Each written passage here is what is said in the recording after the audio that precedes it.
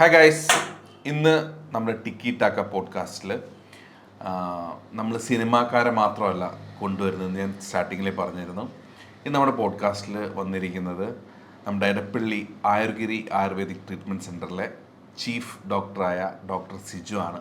Siju doctor, welcome. നമസ്കാരം. എന്തൊക്കെയുണ്ട് വിശേഷങ്ങൾ? സുഖം. നിങ്ങളുടെ പുതിയ പരിപാടിയൊക്കെ ഞാൻ കാണാറുണ്ട്. ആണോ? അടിപൊളിയായി പോകുന്നു.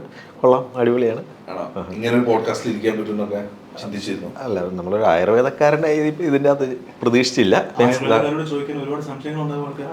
ആരോഗ്യമൊന്നുമല്ല, ഞാൻ എൻ്റെ പോഡ്കാസ്റ്റ് സ്റ്റാർട്ടിങ്ങിൽ ഞാൻ പറഞ്ഞിരുന്നു, ഇതിൽ വരുന്നത് സെലിബ്രിറ്റികൾ അല്ലെങ്കിൽ സിനിമക്കാർ മാത്രമായിരിക്കില്ല. എൻ്റെ കാഴ്ചപ്പാടിൽ എല്ലാ മനുഷ്യർക്കും ഓരോ കഥകൾ പറയാനോ അല്ലെങ്കിൽ എന്തെങ്കിലും ഷെയർ ചെയ്യാനോ, ഈവൻ മോട്ടിവേഷൻ ആയാലും എന്തെങ്കിലും, അതുകൊണ്ട് അത് കേൾക്കാൻ ആഗ്രഹിക്കുന്ന ആൾക്കാരുണ്ടാവുമല്ലോ, കഥകൾ കേൾക്കാൻ ആഗ്രഹിക്കുന്നു. നമ്മളിവിടെ മെഡിക്കൽ കാര്യങ്ങൾ മാത്രമല്ല സംസാരിക്കുന്നത്. നമ്മള് ഒരു മനുഷ്യൻ എന്ന രീതിയിൽ ഞങ്ങൾക്ക് ചോദിക്കാനുള്ള കാര്യങ്ങൾ ഒരു മനുഷ്യൻ എന്ന രീതിയിൽ എന്നെ ആവുന്ന ആൻസർ ഞാൻ തരാം. ഓക്കെ. അപ്പൊ ചോദ്യം ഉത്തരം അങ്ങനെയല്ല. ഇപ്പൊ ഞാനൊരു ആയുർവേദിക് ഹോസ്പിറ്റലും ഡോക്ടർ സിജു അവിടുത്തെ ചീഫ് ഡോക്ടർക്ക് ആയതുകൊണ്ട് ഞാൻ ചോദിക്കുകയാണ്. ഇപ്പൊ മഴക്കാലമാണ്. ഇപ്പൊ എന്റെ വീട് അങ്കമാലിയാണ്. അപ്പം എന്റെ വീട്ടിലൊക്കെ എന്റെ ഓർമ്മ വെച്ച കാലം മുതൽ ഈ കർക്കിടക കഞ്ഞി, പിന്നെ മരുന്നിറച്ചി എന്ന് പറയുന്ന കോൺസെപ്റ്റ് എന്റെ ഓർമ്മ വെച്ച കാലം മുതൽ ഞങ്ങൾ തറവാട്ടില് കഴിക്കുന്നതാണ്. അപ്പൊ കർക്കിടക കഞ്ഞി എനിക്ക് അത്ര താല്പര്യമില്ലാത്തൊരു കേസാണ്. പക്ഷേ ഇറച്ചി മരുന്ന്, അതിന് മരുന്നുണ്ടാക്കുക എന്നാ പറയുന്നത് അവിടെയൊക്കെ. ബീഫ്, നാടൻ കോഴി, ബ്രോയിലർ കോഴി, നാടൻ കോഴി അല്ലെങ്കിൽ മട്ടൻ, ഇങ്ങനെ ഒരു പ്രത്യേക മരുന്ന് കൂട്ടത്തിൽ കറി വെച്ച് കഴിക്കുന്ന ഒരു പരിപാടിയാണ്. എവിടെ കിട്ടുന്നത് എനിക്ക് അറിയാൻ പാടില്ല. പക്ഷെ എന്റെ ഓർമ്മ വെച്ച കാലം മുതൽ എല്ലാ വർഷവും ഞങ്ങളുടെ തറവാട്ടിൽ ചെയ്യുന്ന ഒരു കാര്യമാണ്. അതിന്റെ ഗുണങ്ങളും എനിക്ക് അറിയാൻ പാടില്ല. ഇതിന്റെ ഒരു പാക്കറ്റില് പൊടിച്ച മസാല കിട്ടും. അപ്പം ശരിക്കും കർക്കിടകത്തിന് ഇങ്ങനെയൊക്കെ ചെയ്യുന്നതിന്റെ ഒരു ഗുണം എന്താ? ശരിക്കും കർക്കിടകം എന്ന് പറയുമ്പോഴേ നമ്മുടെ ഈ വേനൽക്കാലം കഴിഞ്ഞിട്ട് മഴക്കാലം തുടങ്ങുന്ന ആ ഒരു സമയമാണ്. അപ്പോൾ നമ്മുടെ ആയുർവേദത്തിൻ്റെ ബേസിക്കായിട്ട് ഇത് വാതപിത്ത കഫങ്ങൾ എന്ന് പറഞ്ഞിട്ട് 3 ത്രിദോഷ എന്ന് പറയും. അപ്പോൾ ഇത് ദോഷമാണെന്ന് വിചാരിക്കരുത്. അപ്പോൾ ഇതിൻ്റെ നോർമൽസിയാണ് നമ്മുടെ ശരീരത്തിൻ്റെ ആരോഗ്യം എന്ന് പറയുന്നത്. അപ്പോൾ ഇതിൻ്റെ അകത്ത് വരുന്ന ഏറ്റക്കുറച്ചിലുകൾ അസുഖം ഉണ്ടാക്കും എന്നുള്ളതാണ്. അപ്പം നമുക്ക് ഈ വർഷ ഋതുവിൽ, ഈ വർഷകാലത്ത് ഇത് നമ്മുടെ മഴയൊക്കെ വന്നു കഴിയുമ്പോൾ പെട്ടെന്ന് ചൂടായിട്ടിരിക്കുന്ന ആ ഒരു ഭൂമിയിലേക്ക് മഴ വന്നു. അപ്പോൾ നമ്മൾ വാദം കൂടുക എന്ന് പറയും. അപ്പോൾ നമുക്ക് അഗ്നിമാന്ദ്യം, പിത്തത്തിൻ്റെ അകത്തുമൊക്കെ വ്യത്യാസങ്ങൾ വരും. അപ്പോൾ അഗ്നിമാന്ദ്യം എന്ന് പറയും, നമ്മൾ ഇൻഡൈജഷൻ അങ്ങനെയുള്ള പ്രോബ്ലംസൊക്കെ ആ സമയത്തൊക്കെ വളരെ കൂടുതലായിരിക്കും. അപ്പോൾ നമ്മൾ ശ്രദ്ധിച്ചു കഴിഞ്ഞാൽ നമുക്ക് മനസ്സിലാവും, നമ്മൾ കമ്മ്യൂണിക്കബിൾ ആയിട്ടുള്ള ഒത്തിരി ഡിസീസുകൾ, പ്രത്യേകിച്ച് ഈ കർക്കിടക സമയത്തായിരിക്കും നമുക്ക് ഈ പകർച്ചപ്പനിയും അല്ലെങ്കിൽ അങ്ങനെയുള്ള ഒത്തിരി ജലജന്യമായിട്ടുള്ള അസുഖങ്ങളെല്ലാം സ്പ്രെഡ് ചെയ്യുന്ന സമയം.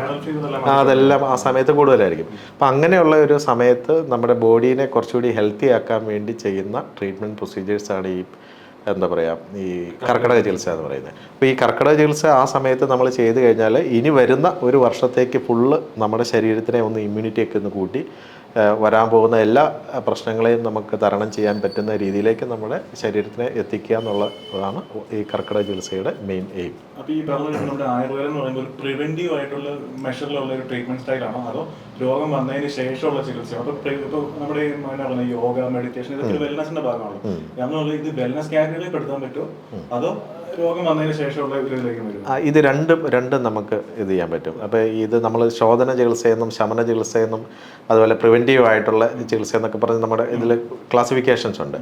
അപ്പോൾ ഈ കർക്കിടക ചികിത്സയെ നമുക്ക് രണ്ടിലും പെടുത്താം. അതായത് ഇപ്പോൾ ആ സമയത്ത് നമുക്ക് എന്തെങ്കിലും തരത്തിലുള്ള അസുഖങ്ങളൊക്കെ ഉണ്ടെങ്കിൽ നമുക്ക് അതിനെ ക്യൂറേറ്റ് ചെയ്യാനും പറ്റും. അതേസമയം നമുക്ക് നമ്മുടെ ശരീരത്തിന് ഒരു പ്രിവെൻറ്റീവ് ആയിട്ടുള്ള രസായന ചികിത്സ എന്ന് പറയും. പ്രിവെൻറ്റീവ് ആയിട്ടുള്ളത് നമ്മുടെ ശരീരത്തിന് ഇമ്മ്യൂണിറ്റി കൂട്ടുന്നതുമായിട്ടുള്ള പ്രൊസീജിയേഴ്സൊക്കെ നമുക്ക് ആ സമയത്ത് ചെയ്യാൻ പറ്റും. അപ്പോൾ ആ സമയത്ത് പൊതുവെ അഗ്നിബലമൊക്കെ കുറവായിരിക്കും. ഞാൻ കുറച്ച് മുമ്പേ പറഞ്ഞ പോലെ അഗ്നിബലം എന്ന് പറഞ്ഞാൽ നമ്മുടെ ഡൈജസ്റ്റീവ് ഫയർ. അപ്പോൾ അതിനെയൊക്കെ ഒന്ന് കറക്റ്റ് ചെയ്യാൻ വേണ്ടിയിട്ടാണ് ഇത്തരം മരുന്നുകളുടെ പ്രയോഗങ്ങളൊക്കെ നമ്മൾ ചെയ്യുന്നത്. ഓക്കെ. അപ്പോൾ ഈ ഇറച്ചിയിൽ ഇങ്ങനെ മരുന്ന്, അത് ശരിക്കും ഫലം കിട്ടുന്ന ഒരു കാര്യമാണോ? അത് ശരിക്കും നല്ല അഗ്നിബലം ഉണ്ടെങ്കിൽ മാത്രമേ അത് ചെയ്യാൻ പാടുള്ളൂ. യഥാർത്ഥത്തിൽ നമുക്ക് കപ്പാസിറ്റി ഉള്ള സമയത്താണ് അത് ചെയ്യാൻ പാടുള്ളൂ. ഇല്ലെങ്കിൽ നമ്മൾ ആദ്യമേ ഈ പ്രത്യേകിച്ച് ഇത്തിരി ഗുരു ആഹാരം എന്ന് പറയുന്നത്, അതായത് കൂടുതൽ നമുക്ക് ദഹിക്കാൻ കൂടുതൽ സമയമെടുക്കുന്ന ആഹാരങ്ങളൊക്കെ ഒഴിവാക്കി കുറച്ച് ലൈറ്റ് ഫുഡ് കഴിച്ച് നമ്മുടെ ശരീരത്തിൻ്റെ അഗ്നിയെ കറക്റ്റ് ചെയ്തിട്ട് വേണം പിന്നീട് ഇത്തരമുള്ള ട്രീറ്റ്മെൻറ്റ് പ്രൊസീജിയറൊക്കെ ചെയ്യാൻ. ഡയറക്റ്റ് കയറി കഴിക്കുമ്പോൾ ചിലപ്പോൾ പ്രോബ്ലം വരാൻ ചാൻസസ് ഉണ്ട്. അതൊക്കെ കൂടുതൽ സ്പൈസി ഒക്കെ ആയിട്ട് കഴിച്ചു കഴിഞ്ഞാൽ കൂടുതൽ ദഹനത്തിൻ്റെ പ്രശ്നങ്ങൾ കൂടാം. അപ്പോൾ അതേ സമയത്ത് ആദ്യമേ ഇത് നമ്മുടെ ഡൈജസ്റ്റീവ് ഫയറിനെ നോക്കി വേണം അതിനെ യൂസ് ചെയ്യാൻ. ഇപ്പം എല്ലാവർക്കും ഒരേ രീതിയിൽ നമുക്ക് അങ്ങനെ കഴിക്കാൻ പറ്റില്ല. അത് ഒരാൾക്ക് ഐഡന്റിഫൈ ചെയ്യാൻ പറ്റും. ഫോർ എക്സാമ്പിൾ ഇപ്പോൾ മറ്റേ ഡൈജസ്റ്റീവ് ഫയറും ഇപ്പോൾ ഞങ്ങൾ രണ്ടുപേരും ഡിഫറെന്റ് ഡൈജസ്റ്റീവ് ഫയർ ആയിരിക്കും. തീർച്ചയായും എനിക്ക് അറിയാൻ പറ്റില്ല എൻ്റെ ഡൈജസ്റ്റീവ് ഫയർ അല്ലെങ്കിൽ എൻ്റെ ഡൈജസ്റ്റീവ് കപ്പാസിറ്റി എങ്ങനെയാണ് പോയിക്കൊണ്ടിരിക്കുന്നത് എനിക്ക് അറിയാൻ പറ്റില്ല, വേറെ ആൾക്കും ചിലപ്പോൾ അറിയാൻ പറ്റില്ല. പക്ഷെ അത് ഒരു വ്യക്തിക്ക് അത് കണ്ടുപിടിക്കാൻ എന്ത് പറ്റുമായിരിക്കും? പറ്റും. നമ്മൾ കഴിക്കുന്ന ഫുഡ് കറക്റ്റായിട്ട് ആദ്യമായിട്ട് ആയുർവേദത്തിൽ കുറേ കാര്യങ്ങൾ പറയുന്നുണ്ട്. നമ്മൾ ഈ അസുഖത്തിൻ്റെ ചികിത്സ മാത്രമല്ല, നമ്മൾ ദിനചര്യ എന്ന് പറഞ്ഞിട്ട് ഒരു കൺസെപ്റ്റ് ഉണ്ട്. അതായത് നമ്മൾ രാവിലെ എഴുന്നേൽക്കുക, ബ്രഹ്മമുഹൂർത്തത്തിൽ എഴുന്നേൽക്കണം എന്ന് പറയും. അതായത് രാവിലെ 6 മണിക്ക് ഒരു 1.5 മണിക്കൂർ മുന്നേ മുന്നേ അപ്പോൾ ഒരു 4, അതായത് സൂര്യൻ ഉദിക്കുന്നതിന് ഒരു 1.5 മണിക്കൂർ 2 മണിക്കൂർ മുമ്പാണ് ബ്രഹ്മമുഹൂർത്തം എന്ന് പറയുന്നത്. അപ്പോൾ ആ സമയത്ത് നമ്മൾ എഴുന്നേറ്റ് കഴിഞ്ഞാൽ നമ്മുടെ ബ്രെയിനിൻ്റെ ആക്ടിവിറ്റീസൊക്കെ വളരെ കൂടുതലായിരിക്കും. നമ്മുടെ ഓക്സിജൻ കണ്ടൻറ്റൊക്കെ വെളിയിലൊക്കെ കൂടുതലായിരിക്കും. അപ്പോൾ നമുക്ക് ആ സമയത്ത് എഴുന്നേറ്റ് പഠിക്കുക അല്ലെങ്കിൽ നമ്മുടെ കാര്യങ്ങളൊക്കെ ചെയ്യുക, അങ്ങനെയുള്ള കാര്യങ്ങൾ ആയുർവേദത്തിൽ പറയുന്നുണ്ട്. ബ്രഹ്മമുഹൂർത്തത്തിൽ എഴുന്നേൽക്കണം. അപ്പോൾ ആ ഒരു അത് കഴിഞ്ഞിട്ട് നമ്മൾ എന്തൊക്കെ കാര്യങ്ങൾ ചെയ്യണം? നമ്മൾ പല്ല് തേൽപ്പ് അല്ലെങ്കിൽ നമ്മുടെ കുളി, അഭ്യംഗ സ്നാനം എന്ന് പറയും, എണ്ണ തേച്ച് കുളിക്കാൻ പറയും. അതുപോലെ പല്ല് തേക്കുന്നതിന് തന്നെ ഒത്തിരി പ്രൊസീജിയേഴ്സ് ഉണ്ട്. ദന്തധാവന ചോർണം എന്നൊക്കെ പറഞ്ഞ ആയുർവേദത്തിൽ ഒത്തിരി മെഡിസിൻസ് പറയുന്നുണ്ട്. അപ്പോൾ അത് വെച്ചിട്ട് ഇത് ചെയ്യാം. കപള ഗണ്ടൂഷൻ എന്ന് പറഞ്ഞു കഴിഞ്ഞാൽ നമ്മൾ അങ്ങനെ ഒരു പ്രൊസീജിയറുണ്ട്. അതായത് ഓയിൽ പുള്ളിങ് എന്ന് പറയും. നമ്മൾ വായിൽ ഓയിൽ വെച്ചിട്ട് പുള്ളി ചെയ്ത് ഇങ്ങനെ തുപ്പിക്കളയത്. അപ്പോൾ അത് നമ്മുടെ ചീക്സിനും നമ്മുടെ ഗംസിനും പല്ലിനും ഒക്കെ നല്ലത്. പിന്നെ നമ്മൾ മൂക്കിൽ മരുന്നൊഴിക്കുന്നൊരു ഇതുണ്ട്, നമ്മൾ നസ്യം എന്ന് പറയും. അത് 2 തുള്ളി വെച്ച് ഒഴിച്ച് കഴിഞ്ഞാൽ നമുക്ക് ഷോൾഡറിൻ്റെ മേളിലേക്കുള്ള എല്ലാ അസുഖങ്ങളെ പ്രിവെൻറ്റ് ചെയ്യാൻ പറ്റും. നമുക്ക് പ്രിമച്ചറായിട്ടുള്ള ഏജിങ്ങിനെ കുറയ്ക്കാൻ പറ്റും. സ്കിന്നിനെ നമുക്ക് നന്നാക്കി എടുക്കാൻ പറ്റും. കണ്ണിൻ്റെ വിഷ്വൽ അക്യൂറ്റി നമുക്ക് കൂട്ടാൻ പറ്റും. അങ്ങനെയുള്ള ഒത്തിരിയേറെ കാര്യങ്ങൾ ഉണ്ട്. അപ്പോൾ അത് ചെയ്യാം. അതുപോലെ തന്നെ നമ്മൾ ഫുഡ് കഴിക്കുമ്പോഴേ നമ്മൾ പ്രോപ്പറായിട്ട് 3 നേരം ഒരു സമയത്ത് ഭക്ഷണം കഴിക്കുന്നത് നമ്മൾ എപ്പോഴും നമ്മുടെ ശരീരം യഥാർത്ഥത്തിൽ ഒരു 3ആയിട്ട് ഡിവൈഡ് ചെയ്തിട്ട് എപ്പോഴും വയറിൻ്റെ പകുതി ഭാഗം മാത്രം കഴിക്കുക. ആദ്യത്തെ 2 ഭാഗത്ത് നമ്മൾ ഫുഡ് കഴിച്ചു, അത് കഴിഞ്ഞിട്ട് 1/4 ഭാഗം നമ്മൾ വെള്ളം കഴിക്കുന്നു, അത് കഴിഞ്ഞിട്ട് വായുവിനായിട്ട് ഒഴിച്ചിടുക. അപ്പോൾ അത് ഫുള്ളായിട്ട് കഴിക്കരുത്. അതങ്ങനെ നോക്കുക. അതുപോലെ കൃത്യസമയത്ത് നമ്മൾ ഉറങ്ങാൻ ശ്രമിക്കണം. നമ്മുടെ സ്ക്രീൻ ടൈമൊക്കെ രാത്രിയിലെയൊക്കെ പറഞ്ഞു കഴിഞ്ഞാൽ പ്രശ്നമാണല്ലോ. അതെ. അപ്പോൾ അത് നമ്മൾ ഇങ്ങനെയുള്ള ഫുഡ് കഴിക്കുമ്പോൾ നമുക്ക് ഒരു ഭക്ഷണം കഴിച്ച് കഴിയുമ്പോൾ തന്നെ നമുക്ക് അടുത്ത വിശപ്പ് വരുന്ന ഒരു സമയമുണ്ടല്ലോ. അപ്പോൾ അത് പ്രോപ്പർ ആണെങ്കിൽ നമുക്ക് മനസ്സിലാവും നമ്മുടെ ഡൈജസ്റ്റീവ് ഫയർ കറക്റ്റാണെന്ന് നമുക്ക് മനസ്സിലാക്കാം. അതുപോലെ തന്നെ നമ്മുടെ ടോയ്ലറ്റിൽ പോകുന്ന ബൗൾ മൂവ്മെൻറ്റ്സ്, മോഷൻ പോകുന്ന ഇതൊക്കെ നോക്കുമ്പോൾ തന്നെ നമുക്ക് അറിയാൻ പറ്റും. ഇപ്പൊ ഇത്രയും പറഞ്ഞ സംഭവമുണ്ട്. ഒരാള് 6 മണിക്ക് 1.5 മണിക്കൂർ മുമ്പ് ബ്രഹ്മമുഹൂർത്തത്തിൽ എഴുന്നേറ്റു, അതിനുശേഷം ചെയ്യേണ്ട കാര്യങ്ങൾ പറഞ്ഞു. ഇപ്പൊ പല്ല് തേക്കുന്ന രീതിക്ക് ഓരോന്ന് പറഞ്ഞു, നസ്യം ചെയ്യുന്ന കാര്യങ്ങൾ പറഞ്ഞു, ഇങ്ങനെ ഓരോ സാധനം പറഞ്ഞു. അങ്ങനെയാണ് ഒരു കാര്യം ചോദിക്കട്ടെ. ഇപ്പൊ നോർമൽ ഒരു മനുഷ്യൻ, ഫോർ എക്സാമ്പിൾ ഇപ്പൊ ഇൻഫോ പാർക്കിൽ പോകുന്ന ഒരാളാണെന്ന് വിചാരിക്കും, അല്ലെങ്കിൽ ഡെയിലി ജോലിക്ക് പോകുന്ന ഒരാളാണെന്ന് വിചാരിക്കും. അങ്ങനെയുള്ള ഒരാളുടെ ഏറ്റവും ഹെൽത്തി ആയിട്ട് അയാൾക്ക് ചെയ്യാൻ പറ്റുന്ന ഏറ്റവും സിമ്പിൾ ഒരു റൊട്ടീൻ പറഞ്ഞാൽ എന്തായിരിക്കും? യഥാർത്ഥത്തിൽ നൈറ്റ് ഷിഫ്റ്റ് നമുക്ക് അത്ര അഡ്വൈസബിൾ അല്ല. അല്ല, ഞാൻ പറയുകയാണ്, നമുക്കൊരു ബയോളജിക്കൽ ക്ലോക്കും ഒരു ക്രോണോളജിക്കൽ ക്ലോക്കും ഉണ്ട്. നമ്മുടെ ബയോളജിക്കൽ ക്ലോക്കും ക്രോണോളജിക്കൽ ക്ലോക്കും കറക്റ്റ് ഡിഫറെൻ്റ് ആണ്. അപ്പോൾ അത് സെയിം ആക്കി കഴിഞ്ഞാൽ അയാളുടെ ഹെൽത്ത് ബെറ്റർ ആക്കി. അതായത് നമ്മുടെ അന്തരീക്ഷം, നമ്മുടെ പ്രകൃതിക്ക് വരുന്ന മാറ്റങ്ങളനുസരിച്ച് ജീവിക്കാനുള്ള ആളാണ് നമ്മൾ. അപ്പോൾ നൈറ്റ് ഷിഫ്റ്റ് കാര്യങ്ങളൊക്കെ ചെയ്യുമ്പോൾ നമുക്ക് അതിന് നേരെ ഓപ്പോസിറ്റ് ആവും. പക്ഷേ എന്നാലും പരമാവധി ഒരു 6 to 7 hours ഉറങ്ങുക എന്നുള്ളതാണ് മെയിനായിട്ടുള്ള കാര്യം. ഇപ്പോൾ നൈറ്റ് ഷിഫ്റ്റ് കഴിഞ്ഞ് വന്നു കഴിഞ്ഞാൽ ഉടനെ ആ രാത്രിയിൽ എങ്ങനെ കിടന്നുറങ്ങുന്നോ അതുപോലെ തന്നെ പകൽ കിടന്നുറങ്ങാൻ നമ്മൾ ശ്രമിക്കണം. ഇപ്പം ചില ആൾക്കാർക്ക് പറ്റുന്നതെന്ന് പറഞ്ഞാൽ പകലും നമ്മൾ പല കാര്യങ്ങളിൽ ആക്റ്റീവായിരിക്കും. നമുക്ക് രാത്രി ഉറങ്ങുന്ന പോലെ എപ്പോഴും പകൽ ഉറങ്ങാൻ പറ്റത്തില്ലല്ലോ. അപ്പോൾ അങ്ങനെയൊക്കെ വരുമ്പോഴാണ് പല പ്രശ്നങ്ങളും വരുന്നത്. സ്ട്രെസ്സ് കൂടാം, BP പോലെയുള്ള പ്രശ്നങ്ങൾ വരാം, മുടി കൊഴിച്ചിൽ പോലെയുള്ള പ്രശ്നങ്ങൾ വളരെ കൂടാറുണ്ട്. പിന്നെ പല ഡൈജസ്റ്റീവ് ട്രാക്ട് സംബന്ധമായിട്ടുള്ള പ്രശ്നങ്ങൾ, കൊളസ്ട്രോൾ, അങ്ങനെയുള്ള ലിപ്പിഡ് മെറ്റബോളിസം മുഴുവൻ പ്രോബ്ലം വരും.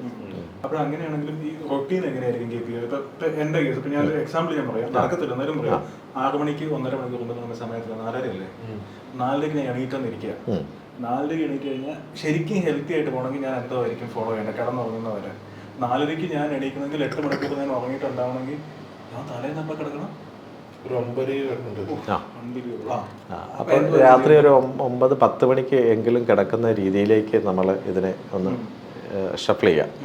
രാവിലെ കുറച്ച് ലൈറ്റായിട്ടുള്ള ഫുഡ് കഴിക്കണം. ഇപ്പോൾ നമ്മൾ ഈ പറഞ്ഞ ദന്തധാവനം, അഭ്യംഗ സ്നാനം, അത് നല്ലതാണ്, എണ്ണ തേച്ച് കുളിക്കുന്നത്. അപ്പോൾ അത് നമ്മുടെ സർക്കുലേഷനൊക്കെ ബെറ്റർ ആക്കാനും നമ്മുടെ സ്കിന്നിനെ നന്നാക്കാനും അതുപോലെ ഏജിനെ പ്രിവെൻറ്റ് ചെയ്യാനും ഒക്കെ ഹെൽപ്പ് ചെയ്യും.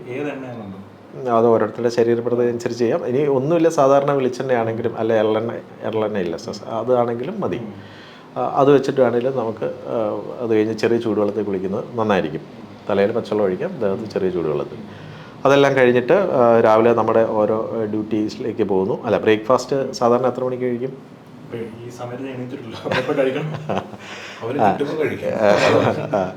ബ്രേക്ക്ഫാസ്റ്റ് ഒരു 8 മണിക്കും 9 മണിക്കും ഇടയ്ക്ക് ബ്രേക്ക്ഫാസ്റ്റ് കഴിക്കുക. അപ്പം നമ്മൾ നേരത്തെ പറഞ്ഞ പോലത്തെയുള്ള കാര്യങ്ങൾ ശ്രദ്ധിക്കുക.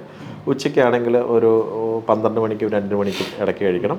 രാത്രിയിലാണെങ്കിൽ ഒരു 6 മണിക്ക് സൂര്യൻ അസ്തമിക്കുന്ന ആ ഒരു സമയത്തോട് കഴിച്ച് ഒരു 3 മണിക്കൂർ, ഉറങ്ങുന്നതിന് ഒരു 3 മണിക്കൂറെങ്കിലും മുമ്പ്, ഒരു 6 to ഒരു 7 മണിക്ക് കഴിച്ചിട്ട് 10 മണിക്ക് കിടക്കുന്ന രീതിയിലാക്കി കഴിഞ്ഞാൽ ഒരുമാതിരിപ്പെട്ട അസുഖങ്ങളെയൊക്കെ നമുക്ക് പ്രിവെൻറ്റ് ചെയ്യാൻ പറ്റും.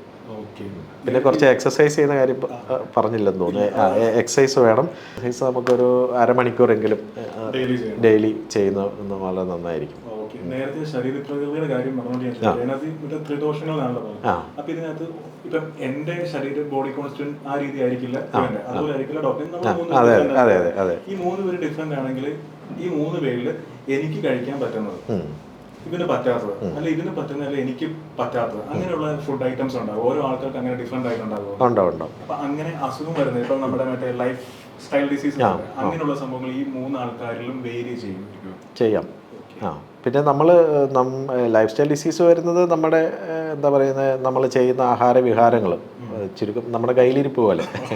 നമ്മൾ പ്രത്യേകിച്ച് പണിയൊന്നും എടുക്കാതെയൊക്കെ ഇരിക്കുമ്പോൾ ലൈഫ് സ്റ്റൈൽ ഡിസീസ് കൂടുതലായിട്ട് വരാം. ലാക്ക് ഓഫ് എക്സസൈസ് എന്നല്ലേ, നമ്മൾ കൂടുതലായിട്ട് സ്ട്രെസ് സ്ട്രെയിൻ വരുന്നു ഉള്ള കാര്യങ്ങളിൽ ഇൻവോൾവ് ചെയ്യുമ്പോൾ അങ്ങനെയൊക്കെയാണ് കൂടുതലായിട്ട് വരുന്നത്. അപ്പം അതും ഓരോ ശരീരപ്രകൃതി അനുസരിച്ച് വ്യത്യാസമുണ്ട്. ഇതിനൊരു പിത്ത കഫ പ്രകൃതിക്കാരനാണ് എനിക്ക് തോന്നുന്നത്. ലിജോ ഒരു 2 പേരും പിത്ത കഫ ഇത് തന്നെയാണ്. പക്ഷേ ജിതിൻ പ്രോണാണ്, കുറച്ചുകൂടി പിത്തത്തിൽ കൂടുതലാണ്. ലിജോയ്ക്കൊരു കഫം ആണ് കുറച്ച് കൂടുതൽ. അപ്പോൾ അങ്ങനെയുള്ള, അപ്പോൾ എല്ലാവർക്കും ഈ ഒരേ ശരീരപ്രകൃതി ആവണമെന്നില്ല, ഇത് മിക്സ് ആയിരിക്കും. അപ്പം വാദപ്രകൃതിക്കാരനുണ്ടാവും, പിത്തപ്രകൃതിക്കാരനുണ്ടാവും, കഫപ്രകൃതിക്കാരനുണ്ടാവും. അപ്പോൾ ഇതിൻ്റെ ഏറ്റക്കുറച്ചിലുകൾ വരും. അപ്പോൾ അതനുസരിച്ചിട്ട് നമുക്ക് ബോഡിയിലുള്ള ലൈക്സും ഡിസ്ലൈക്സും ഒക്കെ അങ്ങനെ അങ്ങോട്ടും ഇങ്ങോട്ടൊക്കെ വേരി ചെയ്തിട്ടുണ്ടാവും. അപ്പം ഡോക്ടർ എന്ന് പറഞ്ഞില്ലേ, ഞാൻ ഈ മഴക്കാലം തുടങ്ങിയ ശേഷം എനിക്ക് വൈറൽ ഫീവർ വന്ന് ഏകദേശം ഒരാഴ്ചയോളം ഹോസ്പിറ്റലൈസ്ഡ് ആയിരുന്നു. അപ്പോൾ ഞാൻ ഹോസ്പിറ്റലിൽ ചെന്ന്, നമ്മളൊരു പുതിയ ഹോസ്പിറ്റലിൽ ചെന്ന് ഈ ചീട്ടെടുക്കുന്ന പരിപാടിയൊക്കെ ഉണ്ടല്ലോ, അത് എടുക്കാൻ ചെന്നപ്പോൾ എൻ്റെ പേരിൽ ഇതുവരെ ചീട്ട് എടുത്തിട്ടില്ല. ഞാൻ ഇതുവരെ ഹോസ്പിറ്റലിൽ അഡ്മിറ്റ് ആയിട്ടില്ല. അതായത് ഒരു പനി വന്നിട്ട് അതിന് അഡ്മിഷൻ ഇതുവരെ വന്നിട്ടില്ല. അപ്പം ഞാൻ ചിന്തിച്ചൊരു കാര്യമുണ്ട്, ഇത്രയും നാളായിട്ടും അങ്ങനെ ഒരു സംഭവം എനിക്ക് വന്നിട്ടില്ല. പക്ഷേ ഇപ്പോൾ പെട്ടെന്ന് എനിക്കൊരു പനി പിടിച്ചു, അതും ഒരാഴ്ച ജലദോഷം, കഫക്കെട്ട്, ഒട്ടും വയ്യാത്തോണ്ടാണ് ഹോസ്പിറ്റലിൽ പോയത്. അങ്ങനെ ഒരു ഇത് വന്നത് ഇപ്പം എൻ്റെ വീട്ടുകാർ പറഞ്ഞു പ്രായമായി എന്ന് പറഞ്ഞു. പക്ഷേ എനിക്ക് മനസ്സിലാക്കാൻ കഴിഞ്ഞത്, ഞാൻ ഈ കഴിഞ്ഞ 1-2 വർഷങ്ങൾ ആയിട്ട് നമ്മൾ വ്യായാമം പരിപാടികളില്ല, കഴിക്കുന്ന ഫുഡ് പുറത്തുനിന്നാണ്, വീട്ടിലെ ഭക്ഷണം കുറവാണ്, ജങ്ക് ഫുഡ്സ് കുറെ കഴിക്കുന്നുണ്ട്, സ്ട്രെസ് ഉണ്ട്. ഇതെല്ലാം വന്നപ്പോഴാണ് ഇപ്പൊ ഡോക്ടർ പറഞ്ഞ പോലെ ഇമ്മ്യൂണിറ്റിയിൽ ഡിഫറൻസുകൾ വന്നത്. അതുകൂടാതെ ഇതിനു മുമ്പ് ചിലപ്പോൾ കുറെ മഴ നനയോ നല്ല മഴക്കാലമൊക്കെ അങ്ങനെ എന്തെങ്കിലുമൊക്കെ ഉണ്ടാവാൻ ചിലപ്പോൾ പെട്ടെന്ന് ഇത് വരാനേ ഒരു വൈറൽ ഇത് കിട്ടാൻ. ഒരു തണുപ്പ് ഒന്നും പ്രശ്നമില്ലാത്ത ഒരാളായിരുന്നു. പക്ഷെ പെട്ടെന്ന് അങ്ങ് നമ്മുടെ എനർജി അങ്ങ് പോയി. അപ്പൊ അതിന് ഞാൻ മനസ്സിലാക്കിയത് ഇപ്പൊ ഡോക്ടർ പറഞ്ഞ പോലെ നമ്മുടെ ലൈഫ് സ്റ്റൈലിൽ വന്ന മാറ്റം, തീർച്ചയായും ഇങ്ങനൊരു ഇത് വന്നത്. ഇപ്പൊ ഞാൻ സ്റ്റാർട്ടിങ്ങില് പറഞ്ഞില്ലേ, എന്റെ അമ്മൂമ്മയൊക്കെ നിർബന്ധമായിട്ടും മറ്റേ മരുന്ന് കഴിപ്പിക്കും. അത് ഈവൻ ഞങ്ങളുടെ എല്ലാ വീട്ടുകാരും കല്യാണം കഴിച്ചു പോയ ആൾക്കാർ വരെ വിളിച്ചിട്ടാണ് നമ്മളത് ചെയ്യുന്നത്. നീ കഴിച്ചിട്ടുണ്ടത് ഇറച്ചി വരുന്നത് ഞങ്ങളുടെ അവിടെ? എനിക്ക് ഓർമ്മ കാലം മുതൽ ഉണ്ട് ഇത്. അപ്പൊ അതിന് പ്രത്യേക ടേസ്റ്റാ. ഈ പറഞ്ഞ മല്ലി മുളക് അങ്ങനത്തെ പരിപാടിയല്ല. പക്ഷെ അത് കഴിച്ച് കഴിഞ്ഞാൽ ഇപ്പം ഈ നമ്മുടെ മോഷനായാൽ പോലും ഭയങ്കര സ്മൂത്താണ്. ഈവൻ അതിന്റെ ഒരു എണ്ണയുണ്ട്, നെയ്യാണ് യൂസ് ചെയ്യുന്നത്, നറുനെയ്യ്.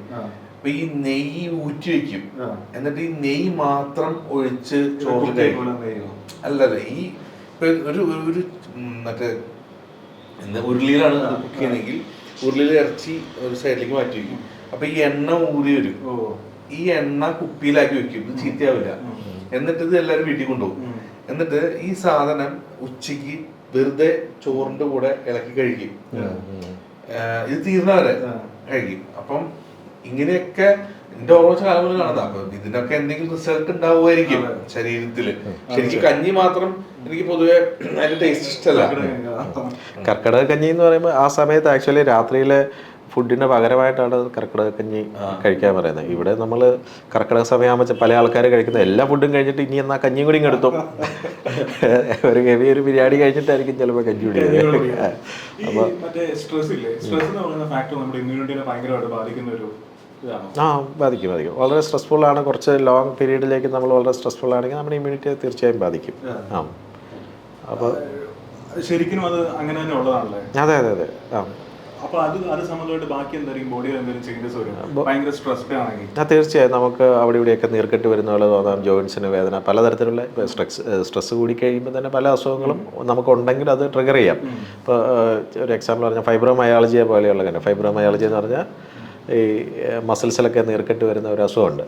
അപ്പോൾ അതിന് പ്രത്യേകിച്ച് വേറെ നമുക്ക് ബ്ലഡ് ടെസ്റ്റ് ചെയ്താലോ അല്ലെ ഇതിലൊന്നും കണ്ടുപിടിക്കാൻ പറ്റില്ല. നമ്മൾ നോക്കിക്കഴിയുമ്പോൾ മനസ്സിലാവും നമ്മൾ ചില ട്രിഗർ പോയിന്റ്സ് ഉണ്ട്, അവിടെയൊക്കെ നീർക്കെട്ട് വരിക. നമ്മൾ ആദ്യമേയൊക്കെ നമ്മൾ പല ചികിത്സകൾ ചെയ്യും, അതിലൊന്നും ഇവർക്ക് ഈ അസുഖമൊന്നും മാറില്ല.